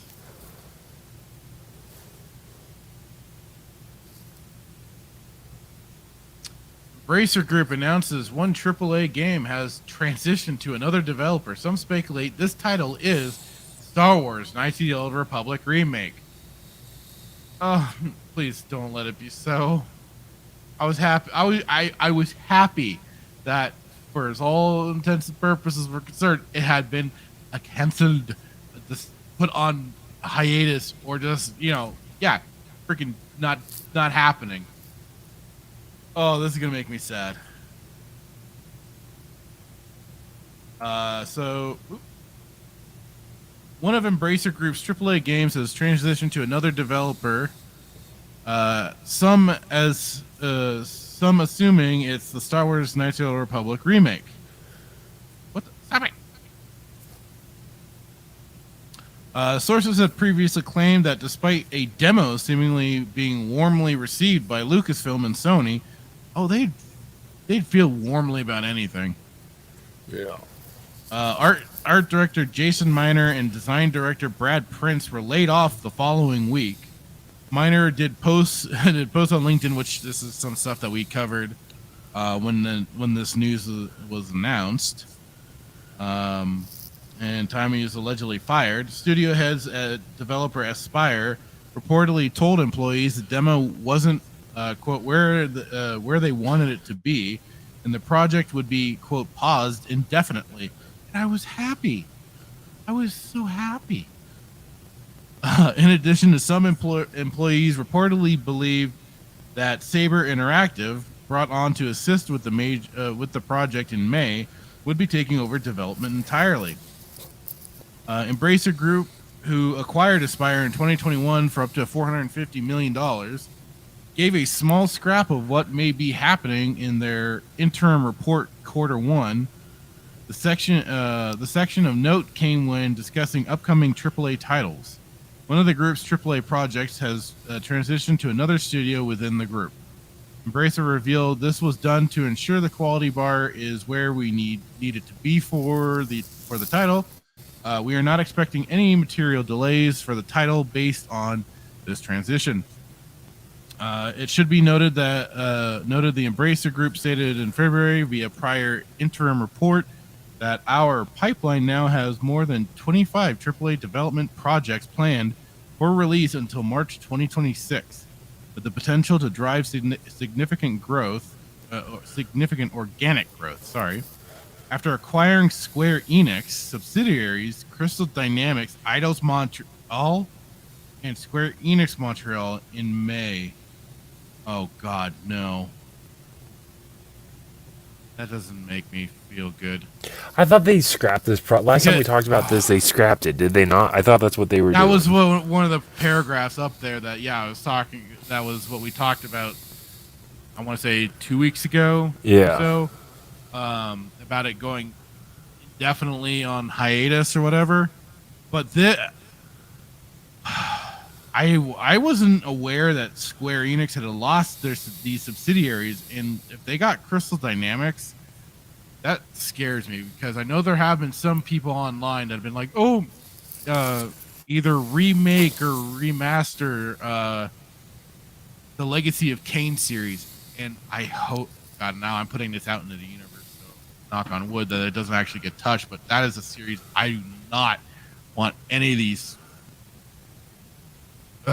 colorful language to get their hands on that series of all series, especially if, and I don't even think with Amy Hennig it would make a difference if she was on the team or not, but I would just not want any of these current year fucktards to touch that game series, that franchise, because that was a game storyline that I love to death, and all they would do mess it up entirely.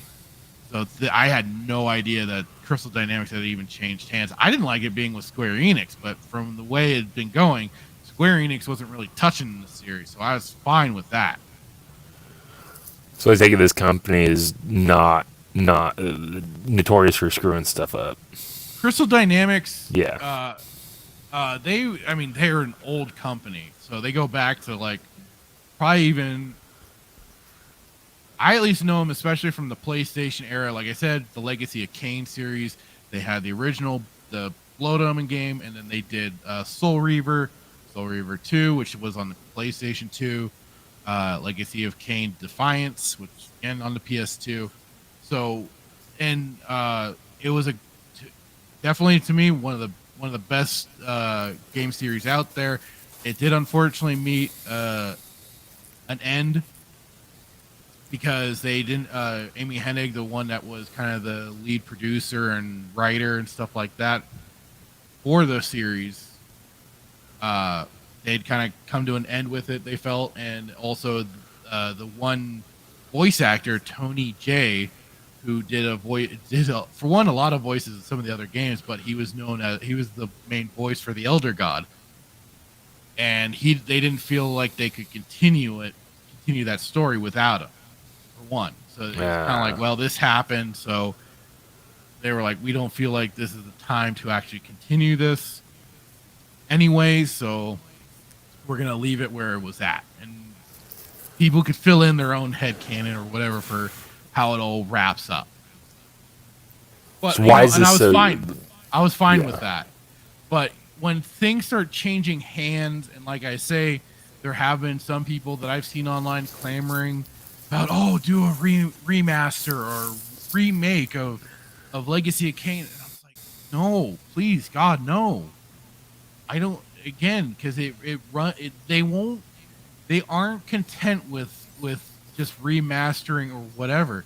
They would remake it, and they would have to go in and interject their current year politics and all the bullshit that they love force feeding you into the game, where it had no play, it had nothing, none of that, that shit.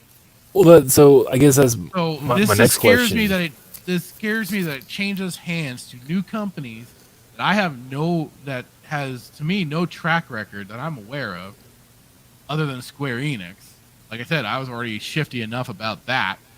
But when it starts changing hands into other companies and they seem to have plans for things, it makes me a little nervous. So with this, does this fall in line with what we were talking about a couple of shows ago with them like totally redoing the story, like? Right, with with the Knights of the Old Republic. Candace is now a pacifist. Revan never. The thing is that you can't even like re-record lines with the original voice actor. The original voice actor passed away. Yeah. So that's where I'm also especially like, do not touch Coder either. Oh, they're gonna get Sam McWhitter. Who did the? Who's Maul? Who did the voice of Maul and Kenobi? Oh, Sam Witwer, yeah. Yeah, that's what they're gonna do. They're gonna get him to do the. He's gonna be the new voice actor. No, this is. Yeah, my fear is if they do, they need to not do. Modding a game is one thing. Doing a remastered version is another. But to like just redo the game entirely, like what we talked about, like. Yeah, a remaster is one thing. That's just like updating textures and stuff like that. Bastila is going to be the new Revan because the Force is female. Revan is going to be. You start getting into scary territories. Yeah. Remake means remake it. Yeah. Not just gameplay and everything. Is going to be a pacifist. Jolie's not going to be sarcastic. HT is going to be like the new, like basically C-3PO. You can't utter the word meatbag because that's offensive. They better don't. I can see HK like turning into the next Deadpool. Don't. I'm not a Marvel fan. Don't. It's basically that style of humor. Yeah. That's so bad. Everybody go out and buy KOTOR, download it before they read before this. Do you think this is gonna happen? You honestly think it's gonna happen? I don't know. This is even kind of just speculative at this point because they don't know for sure. So Bespin Bulletin highlights how now no delay for the late 2022 release date was mentioned, but they and others have heard within the past year of a 2024 release being a target. Other developers from the original source reportedly felt 2025 was a more realistic release date. Back in January of this year, it was rumored that Star Wars Knights of the Old Republic remake would alter the original game's combat, which that isn't necessarily a bad thing, because to some people, yes, the turn-based combat is a little dated and could use some tweaking. But again, this is where they get into some really shifty territory, because there are some people that probably liked the gameplay. They liked it a lot. Wouldn't surprise me. So again, you're still going to be in shifty territory with this, along with being a complete remake from the ground up. So that even means story, locations, characters, like we were just talking about. Like you just said, Candor suddenly being a pacifist, and Candor, Yeah. Karth being very trusting. Yeah. As a Spire, job listing sought for a combat designer role. Well, that makes sense. This suggested the remake would have a more action-oriented combat style rather than the real-time turn-based system where players could pause to issue commands if they wished. If they had gone the extra, if they were smart, they would go the extra mile, and yes, maybe have the new combat style, but also include the original combat style for players that wanted that setup. That would be actually smart, but I don't trust them. I think that neither do I. they're I don't trust them as far as they're gonna even if they were to say, yeah, we're gonna remaster it, I think it's gonna be a potential redo. Oh yeah. And they're like, listen, if you portray Candace in any other way than a sarcastic, cynical, non-pacifist jerk. I didn't even really see him as maybe necessarily cynical, just a realist. He was just kind of very blunt and okay. Well, touche, well played. The other side of the really fence. Cynicism is just more. Karth could be kind of cynical and a little more, like I said, distrusting. That's kind of his meme. Is like he's very distrusting of everyone and everything. Touche, well played. So, Candor's always boasted and talked very positively about the Mandalorians and the war they were waging against the Republic and challenging the Republic and their Jedi, stuff like that. That was something he was like, hell yeah. So, if we get Candace in any of their light, I'm gonna lose it. Well, like it is. Again, you run into the problem of the fact that the actor's no longer alive to portray the character. Yeah. So he couldn't voice it. We wouldn't have the same voice anymore. It just Which would give them, they would give them reason to do it though. It's like, oh well, we got to if we're gonna redo it, then we need to recast the whole actor and redo the character, relaunch the character. Maybe not. I don't know. That doesn't really. I hope not. I hope not. Well, no, but I guess they could because, like, listen, Candace in this day and age, like, you can't do it. It's not allowed. Oh no, you can't You can't be glorifying war and stuff like that. Yeah, you can't. Enjoying going from zero G to breaking atmosphere on a basilisk war droid and glassing planets, stuff like that. You gotta kiss Ewoks and help droids across the street. Exactly. I hope they don't.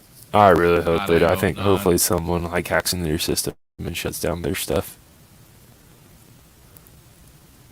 In Minecraft, right? Yeah. Yeah.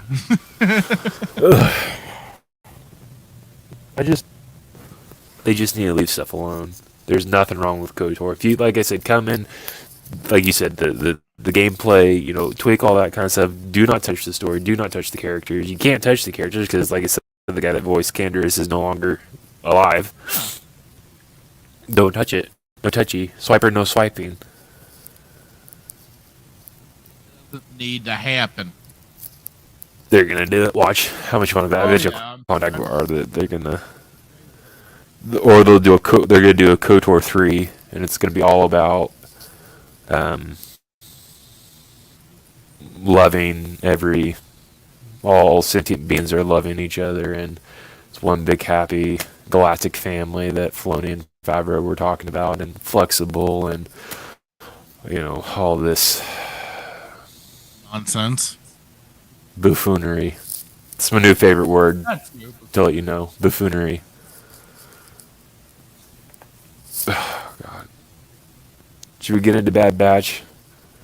I guess it's about that time. I watched this last Sunday. I was like, I'm not gonna wait. Yes, I'm not gonna wait. I'm not gonna do it. I was so I spent my day off. I was just videos, making all the thumbnails and stuff like that. So I'd completely put off watching Bad Batch until this morning again. I gotta stop doing that. Like on Monday or something, I just gotta force myself in the morning. I'm just gonna watch it, get it out of the way, so it's ready to go. I don't want to waste my Friday night on this. I don't blame you. Ridiculous episode. No, This isn't even the worst. You did it right. You did it right. It's not even the worst episode, but it's No, still it wasn't. pretty. It wasn't a bad episode. It was definitely another setup episode. Like it was setting up what's going to be going forward for some of the plot lines. Like I got that. Yeah. But otherwise, it was just. It was definitely just. There's still some goofiness to it, but it wasn't like horrendously. It wasn't like. Certainly, a lot of the goofy shit that was going on with like the first episode and second episode. Second episode was just boring as hell. Yeah. Even to say the Grace, least. it was the first one. To say the least. Yeah. I think they could have trimmed that one down. So yeah, episode 4, Cornered. Pull up my notes.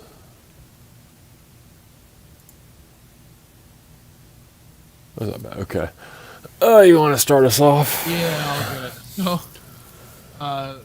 we're kicked off, of course, with them back on their ship as always. Since that's gonna be probably the show's Seems like opener this style. every single show we watch, Yeah, it's in I space mean, on a ship. Right?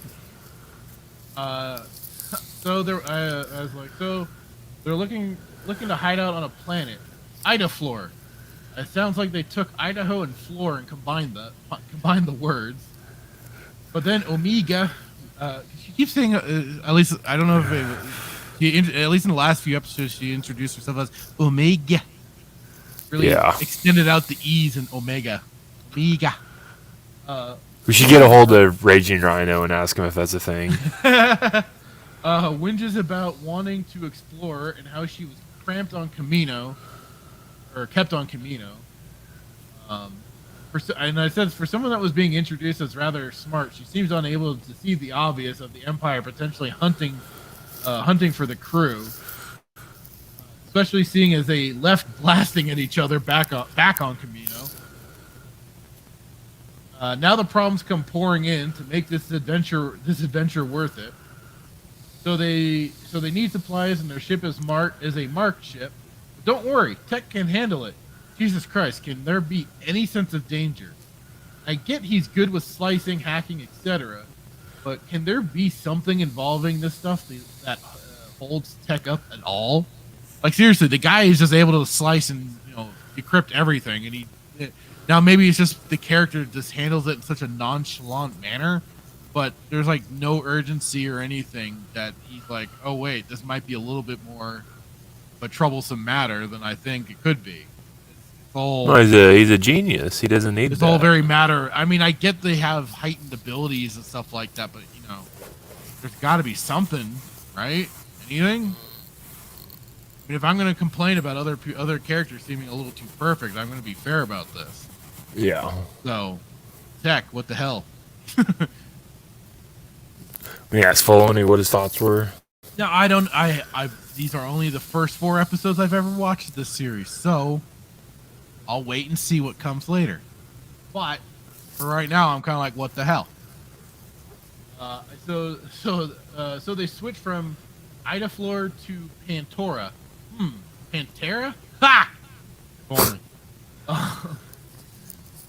Yeah, it's like I just couldn't help but just make these name comparisons. For a ship that's on a wanted list, they got clearance pretty quick for landing down. I said, don't know why, but it feels alien to me to hear a Celestin speaking basic. Also, what's with the bald look? I didn't think this race had hair either. So, I did some looking up really quick while I was watching this freaking episode.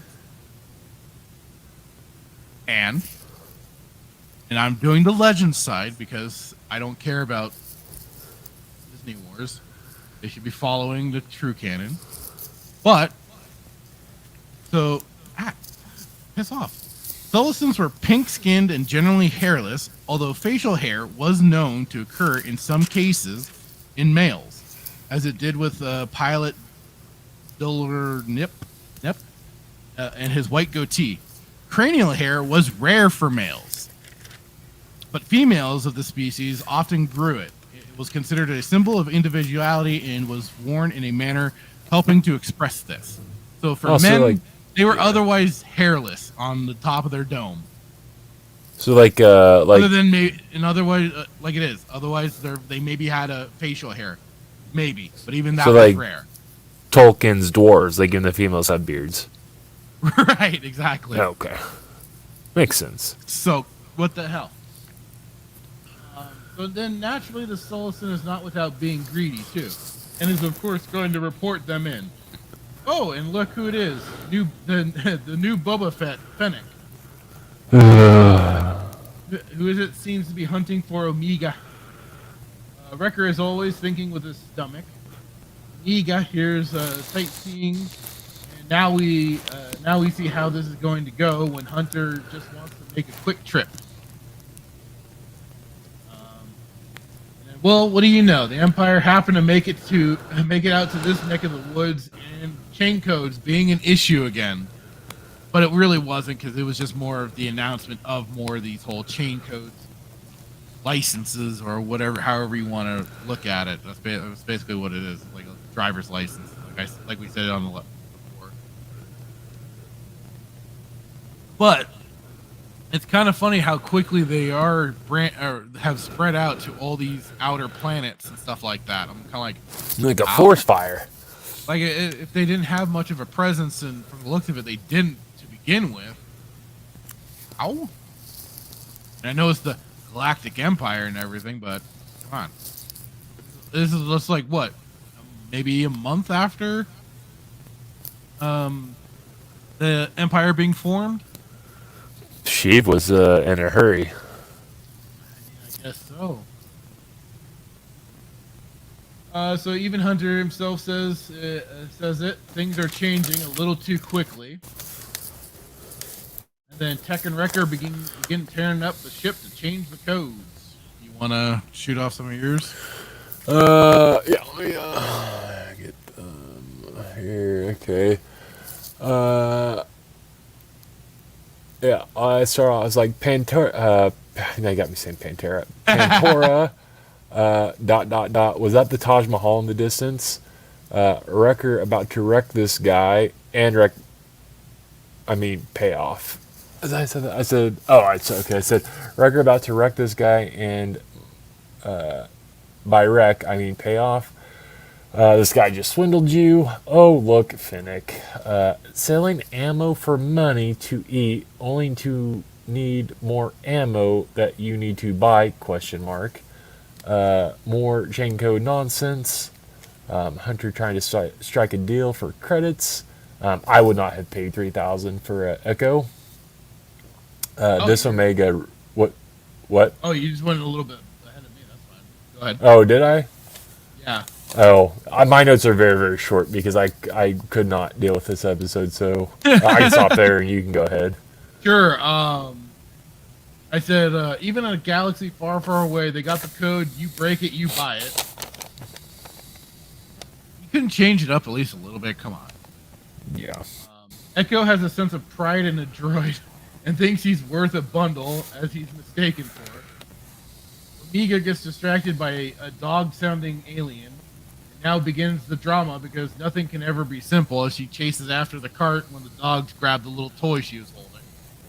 But she basically stole that toy. She's a thief. She never paid for that toy.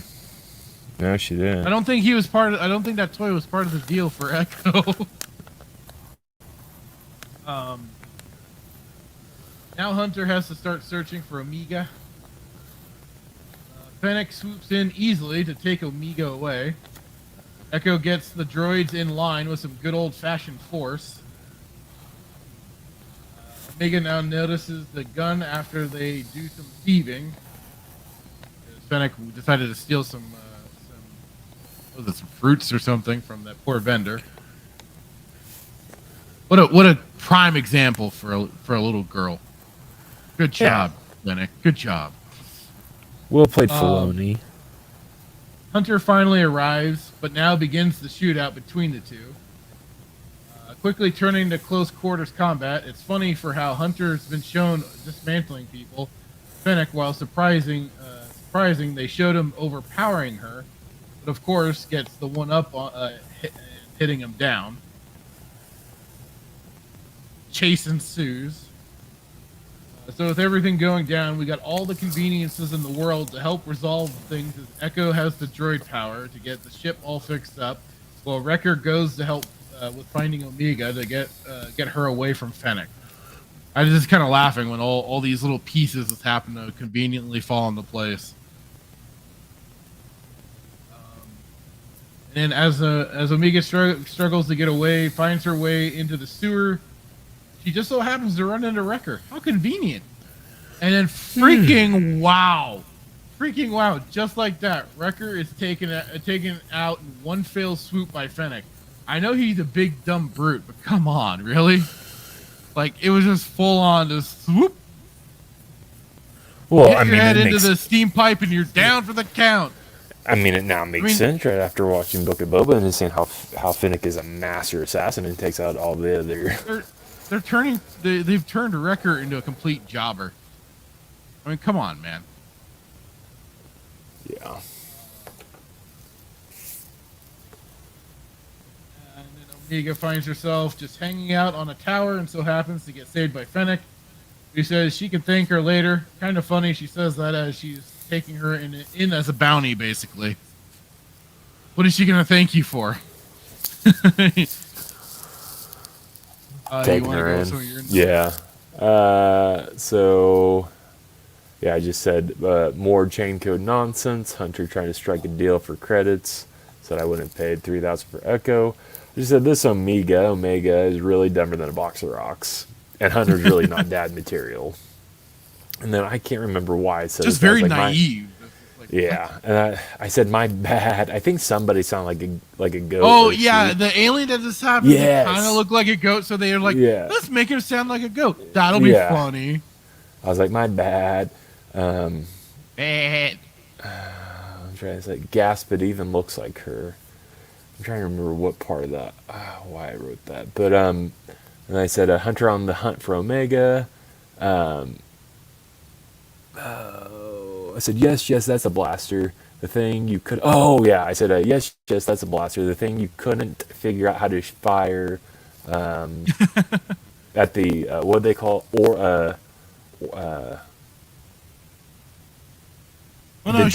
She shot at... Oh, that's right. She couldn't shoot the dragon. Ordell. Whatever it was, The freaking moon dragon. It was the moon dragon. Yeah, I said you couldn't figure out how to shoot it. I said, Omega out here just making friends with assassins. I said, don't bring a knife to a blaster fight. Fennec taking out guys like Cara Dune, the dude getter. I said, Wrecker's grumpy. Echo and his compatriots to the rescue. And I'll end it there because I think we're... Yeah. Go there. So then, Omega trying her own tomfoolery and knocks Fennec off the ship while they're both out but finds herself slipping to doom as well. Fennec just snipes a couple of alien cops, killing 2 for 1. Wow, I mean, I know they like to indiscriminately kill stormtroopers and stuff like that, but now they're indiscriminately killing aliens, huh? Aliens' lives matter, man. Fennec gets a cool action shot despite getting it amazingly one-upped by Hunter as he makes the escape with Omega. Droids did good, ship repaired, and Hunter arrives with Omega as they need to get the heck out of there. Wrecker shows up in the nick of so they can fly out of this planet.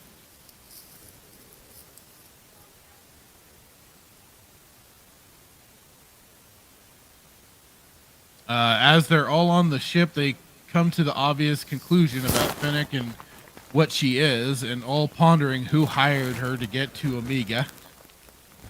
Fennec goes back to the depot manager and gives him payment and says to contact her again if they ever come back. Dang, hoping she was gonna waste that fat little Celestin. Fennec made communication with someone about Omega getting away, but that she'll find the girl. So that's the setup setup of another potential and constant threat for the galaxy made smaller with more furry, lonely characters. That's the end of my notes. All right, yeah, I'm almost done. Mine, Yeah, so this week said, this week for me too. My notes were shorter. Yeah, I said Echo and his compatriots to the rescue. Do what must be done, Echo. Do not hesitate. Show no mercy. Wait, Echo isn't a droid? Question mark. Wrecker tries to take on Fennec, gets wrecked in the process, and there goes his inhibitor chip. Yeah. Or what we assume is his inhibitor chip being affected. 3PO's cousin given orders. Hunter steals a swoop bike, attempts to save Omega in the process. Fennec not having it, takes out Hunter and the police. Omega is slipping. Hunter re-engages, gives Fennec a surprise. Boom, there it is. Thank goodness the droid is back in charge. Off you go. Gasp! A bounty hunter, you say. Omega, the target? No. Fennec that wasn't very master assassin of you, and the end. Because I was just ready to just be done with it. So, I don't know, man. I just feel like it's just like a filler episode. That's what you classify it as. I don't. Yeah, like I maybe said, it sets up for. It was possibly a filler, but at the same time, like I said, it kind of felt like it was setting up now another existential threat other than the Empire. So now it's called Omega is being hunted by a bounty hunter. We don't know who's hired her, for what reasons, other than we could probably assume or guess it's having to do with the Kaminoans trying to get her back, Right. possibly. Otherwise, we just don't know. But like I said, it was just more kind of setup. Well, you have to bring Fennec Shand in at some point in time. I mean, that's the whole reason why they, brought her into the Book of Boba. So, you think this episode was bad with her? Just wait until the one with what'd you call them? Sausage fingers, Cad Bane sausage fingers. Oh God. Yeah, that's. Let me guess. He's the one that's hired her. I don't know. But they're You don't definitely. Well, they're both definitely in the same episode, and when we watch it, I think it's next week or the week after. When we watch this episode, it's really going to just. I don't know if you remember my reaction when we were doing Book of Boba, and that scene between Fennec and Cad, and I think I made a comment, and that comment that I made will come full circle when you watch this episode, and you will understand why I made the comment that I made. I don't remember what the comment was. Yeah, it was not a great comment, and it was not a great reaction, but hence why. So It wasn't so. I mean, to me at least, it felt like it was better paced than the last one. It was a little more focused on just what was going on. So I mean, it didn't feel as like, because some of these other last couple episodes, this kind of felt like they dragged. Especially like I said, the first two episodes felt like they dragged. 3 was okay just because it had the whole Crosshair little side story going on where I thought, and I think we both agreed, they could have cut out the Bad Batch side and just focused on Crosshair and them manipulating him with the chip and stuff like that. That could have been more of the focus of that episode. So it felt a little bogged down on their whole filler side of the story. No. This one again, like I said, again and again and again, like it is.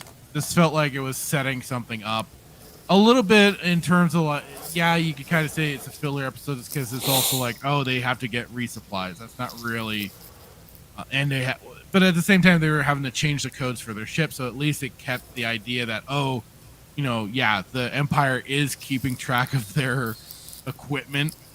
Yeah. And so they are on the maps for that. I mean, yeah. I don't know what else I could really say about it. It was just kind of the action wasn't bad, and I mean, I'll say I hate to say this, but I mean, I was watching it. And I was kind of paying attention to the animation and stuff like that, and I gotta say, it's pretty slick. It was looking well. Like it really is. Like they take care. It's kind of like DC, like DC Comics with their animation side. They take good care of their animation department. Right. That side of things for content.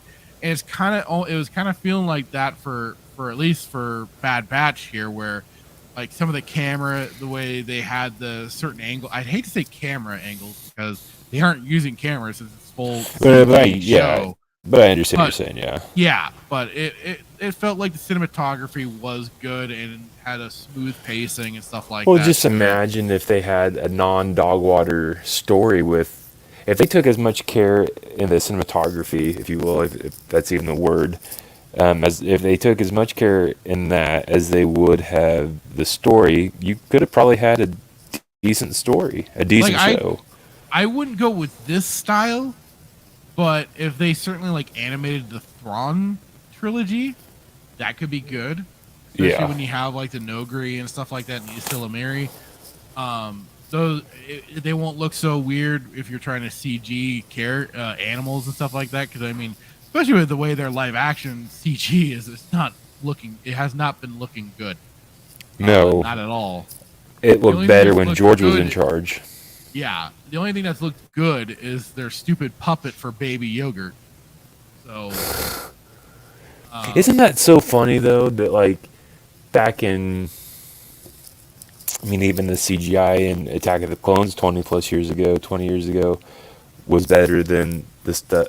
Like you look at the CGI in Kenobi versus the CGI in Revenge of the Sith. You say, well, it's a little bit. You see the differences, yeah. Again, like. I've said it multiple times. Like it isn't really. I don't think it's about the money. I think it's about the passion. But like, how can you have something that happened 20 years ago be better than what we see today? And the differences in technology. And everybody says, well, George had unlimited resources and he spent a lot of money in CGI. Okay, well, and you it looked good. It paid off. Probably have more money than George did, and you just choose not to. Like, so yeah, I guess I'm saying if they had focus more on the story and not breaking continuity and all that, we could have got something worth watching, worthwhile. Yeah, so like I say, it seems like they certainly take a little more care with their animation department than they do with at least for certain. I mean, like I said, for this episode in particular, things were looking smooth and well choreographed at times. The little bit of the first encounter could have done with a little more, and again, Wrecker getting wrecked could have been a bit of a better fight. Because I mean, like I said, they just made him look like a jobber and got knocked out so quickly. It's like, well, now you're just making. I mean, I know you're trying to build up Fennec, but at the same time, don't do it at the cost of your own characters that were supposed to be impressive special forces types. And he's supposed to be built. He's supposed to be built for combat, right? So, well, it's kind of the same thing that we got with Cara Dune being able to take out all those guys in Mando. Oh God, that's right. Now, granted, they weren't elite commando. I mean, and these guys, man, that's part of my issue, man. Is like these guys are, I mean, supposed to be. I don't know if they're supposed to be a rip-off Delta Squad, but like you look at like Public Commandos. We went over that. Yeah, we did. Yeah. We did. Oh, yes, we did. Yeah, we talked. Yeah, so for the first episode, I had brought in some of the stuff that they are basically a copy of. Like, I'm sorry, but #, not my Republic Commando, not my Delta Squad. But I think, that would have been such an amazing show. That would have been a show I would have watched if you had done a show based off Delta Squad, the real Delta Squad. Well, yeah, either Delta Squad or the actual original Bad Batch, which now I'm forgetting what the heck they were actually called. Yeah, I don't think they were called Bad Batch, but you brought it. You brought it to article, but yeah, like But again, we have to have these funny, ridiculous characters. I don't know what's episode. What's the next episode? I can't remember. I think the Trandoshan lady is going to be introduced into the next episode, if I'm not mistaken. Let's see here. I'm bringing it up right now. Hang on. Yeah. Is it the one with their baby Rancor? The Bad Batch strike a deal to take on a mission. So now they're going to do a mission next. Yeah, it's with the baby Rancor. Is the baby Rancor in the picture? Yes. Here.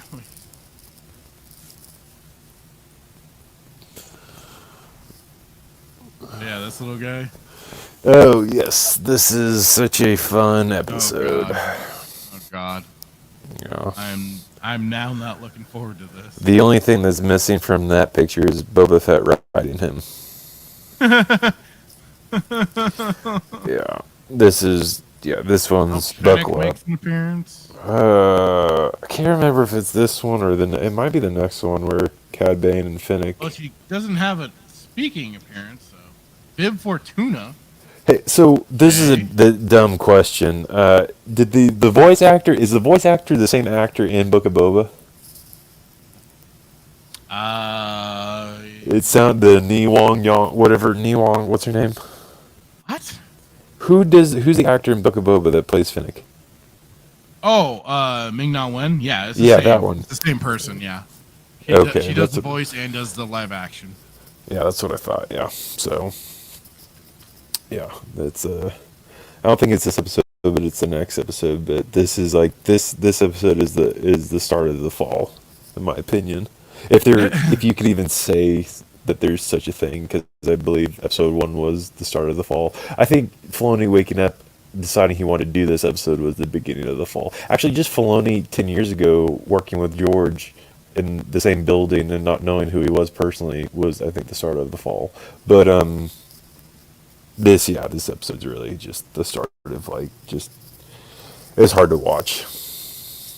So excited. Yeah, just from seeing those few screenshots, I'm really not looking forward to it. Yeah, it's great. So pumped. I'll probably watch it.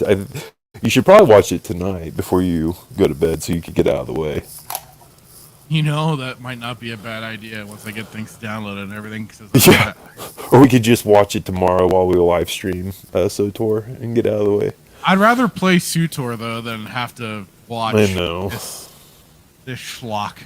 I'm looking like, it's 29. You know what the benefit is that they're only 29 minutes long, but it's like, on the flip side of it, it's like they're 29 minutes long. I mean, like I said, with this recent episode, at least they're technically they're like 23. They're like 20 to 23. Yeah, it's not accounting credits, for commercials. Yeah. And credits and all that. So it's really, I mean, it could be worse. But this episode feels like just like watching an hour of Book of Boba, or like the first 2 episodes of Kenobi. Actually, there's nothing that bad. That's really bad. First 2 episodes of Kenobi were just the most painful, and I don't think we'll ever hopefully have to deal with anything like that again. But yeah. Oh, that's why this is Davias's favorite episode. Yeah. He was saying he wanted to. He probably want to be here for episode 7, and that's when Rex comes into play. Oh, yeah. Yeah, Rex. They all look like Rex. I mean, yeah. Rex might be in the episode, and we just don't know because we don't know how to tell Rex apart. He's the one with the bleached blonde hair. The same guy that was in the Kenobi? Surfer, dude. So he's the same one that was in Kenobi then? No, because that one didn't have bleached blonde hair. I thought he did. That was just a hobo 501st. Could have been Rex. Yeah. So excited for next week. Oh yeah, yeah. And Lord knows what kind of news will be coming next week for Star Wars. Jesus. Oh, can't wait. Well, do you have any announcements? No, other than of course pimping out that tomorrow 5:30 p.m. Mountain Time we'll be playing some more Star Wars: The Old Republic. Are we going to Hutta? I don't know. Is If Davioso going to be on? ever decides to join us, if he ever gets decides off to his high horse, and finds the lesser of us are allowed to be in his presence for some gaming, that'd be maybe great. But otherwise, otherwise, with his presence. We'll probably be starting Balmora, or maybe. Oh yeah. Is there anything we can do before? What's the? Well, I really enjoy Drummond Koss. I really enjoy Drummond Koss. Drummond Koss is great. I don't know if there's any flashpoints that we can do before. I thought there was something on Twitter about getting like a rare, like an alien pet or something from a flashpoint. Is there a flashpoint going on? Flashpoints are a constant thing. They're like already built into the game. They're either like part of the storylines and stuff like that. So I just don't recall if there is one. I just need a flashpoint to where I can get my damn Ewok. Something. I know you can, but this is like way down the line. There's a planet that if you do enough of like the dailies and stuff like that over time, you can get access to a Tauntaun. Is that the one that you had? That's after kind of a bit of a grind, and I do have that one. Yeah. Well, we'll get into some. When do we go to Korriban? We were on Korriban initially. Oh. Or at least you and Mr. I felt like we were. I thought we. That was. I didn't think we spent a lot of time there though. No, it was kind of getting you. We're kind of just getting you. Is there anything? Is there anything back on there that we need to do? It's all optional. I mean, because this is kind of this more like little kind of like fetch quests and stuff like that. Can I get anything cool there? No, nothing like you'd be like, ooh, that's something to have. Yeah, it's just more just kind of like getting a little experience and stuff like that here and there. I want either dark side points or things that I can. Well, that'd be maybe ride to transport from the dialogue options, but no for the transport. Maybe we'll try and find you something. Rocket boots or a throne chair that you can Dr. Evil's throne chair. You can unlock the rocket boots through your legacy, if I recall right, for transportation. But your legacy you don't unlock till like 50, 20 or 30, or no, the end of chapter 1. Into chapter 1, you unlock your legacy. Otherwise, no, I got nothing else to really kind of pimp out other than our SUTOR gameplay. I can't even say when I'm gonna get back to Republic Commando at this point. But I want to get back to it. I gotta get back to it. Have you started playing? Was it Mysteries of the Sith? I have that downloaded and installed with the remaster pack.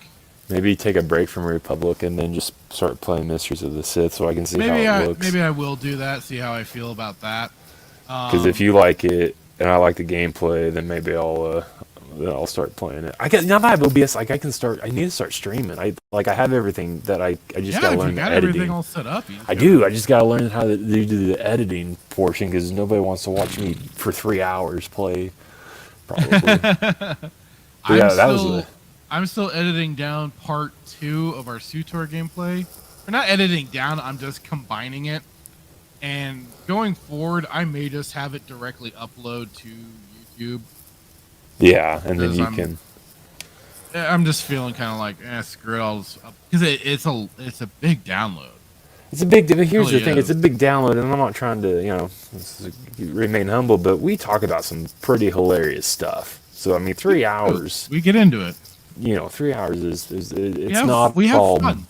It's not all boring. It's not a boring 3 hours. It's at least for me. We get on at 5, and next thing I know, it's 9:30. Yep, I know. It's crazy. So anyway, do you have anything you want to put out there? Well, I don't want to jump the gun, but I'm currently working on trying to get somebody on the show. I'll keep the name unreleased, but here in the next couple weeks, stay tuned. Hopefully, we'll get this special guest on, and got a lot of I have a lot of stuff planned on a lot of stuff planned to talk about. So I think yeah, this person that we can get on will bring a lot of good stuff and a lot of good, hopefully, points to the topics that we want to talk about. So it's currently in the works. Stay tuned. Cool. As soon as I get it secured, I will drop it, release it. And then yeah, just tomorrow, if you're not joining us at 5:30, I don't know what's wrong with you. Exactly. And to that, I'll say a good night to everybody. Hopefully see you tomorrow. So pump, let's go.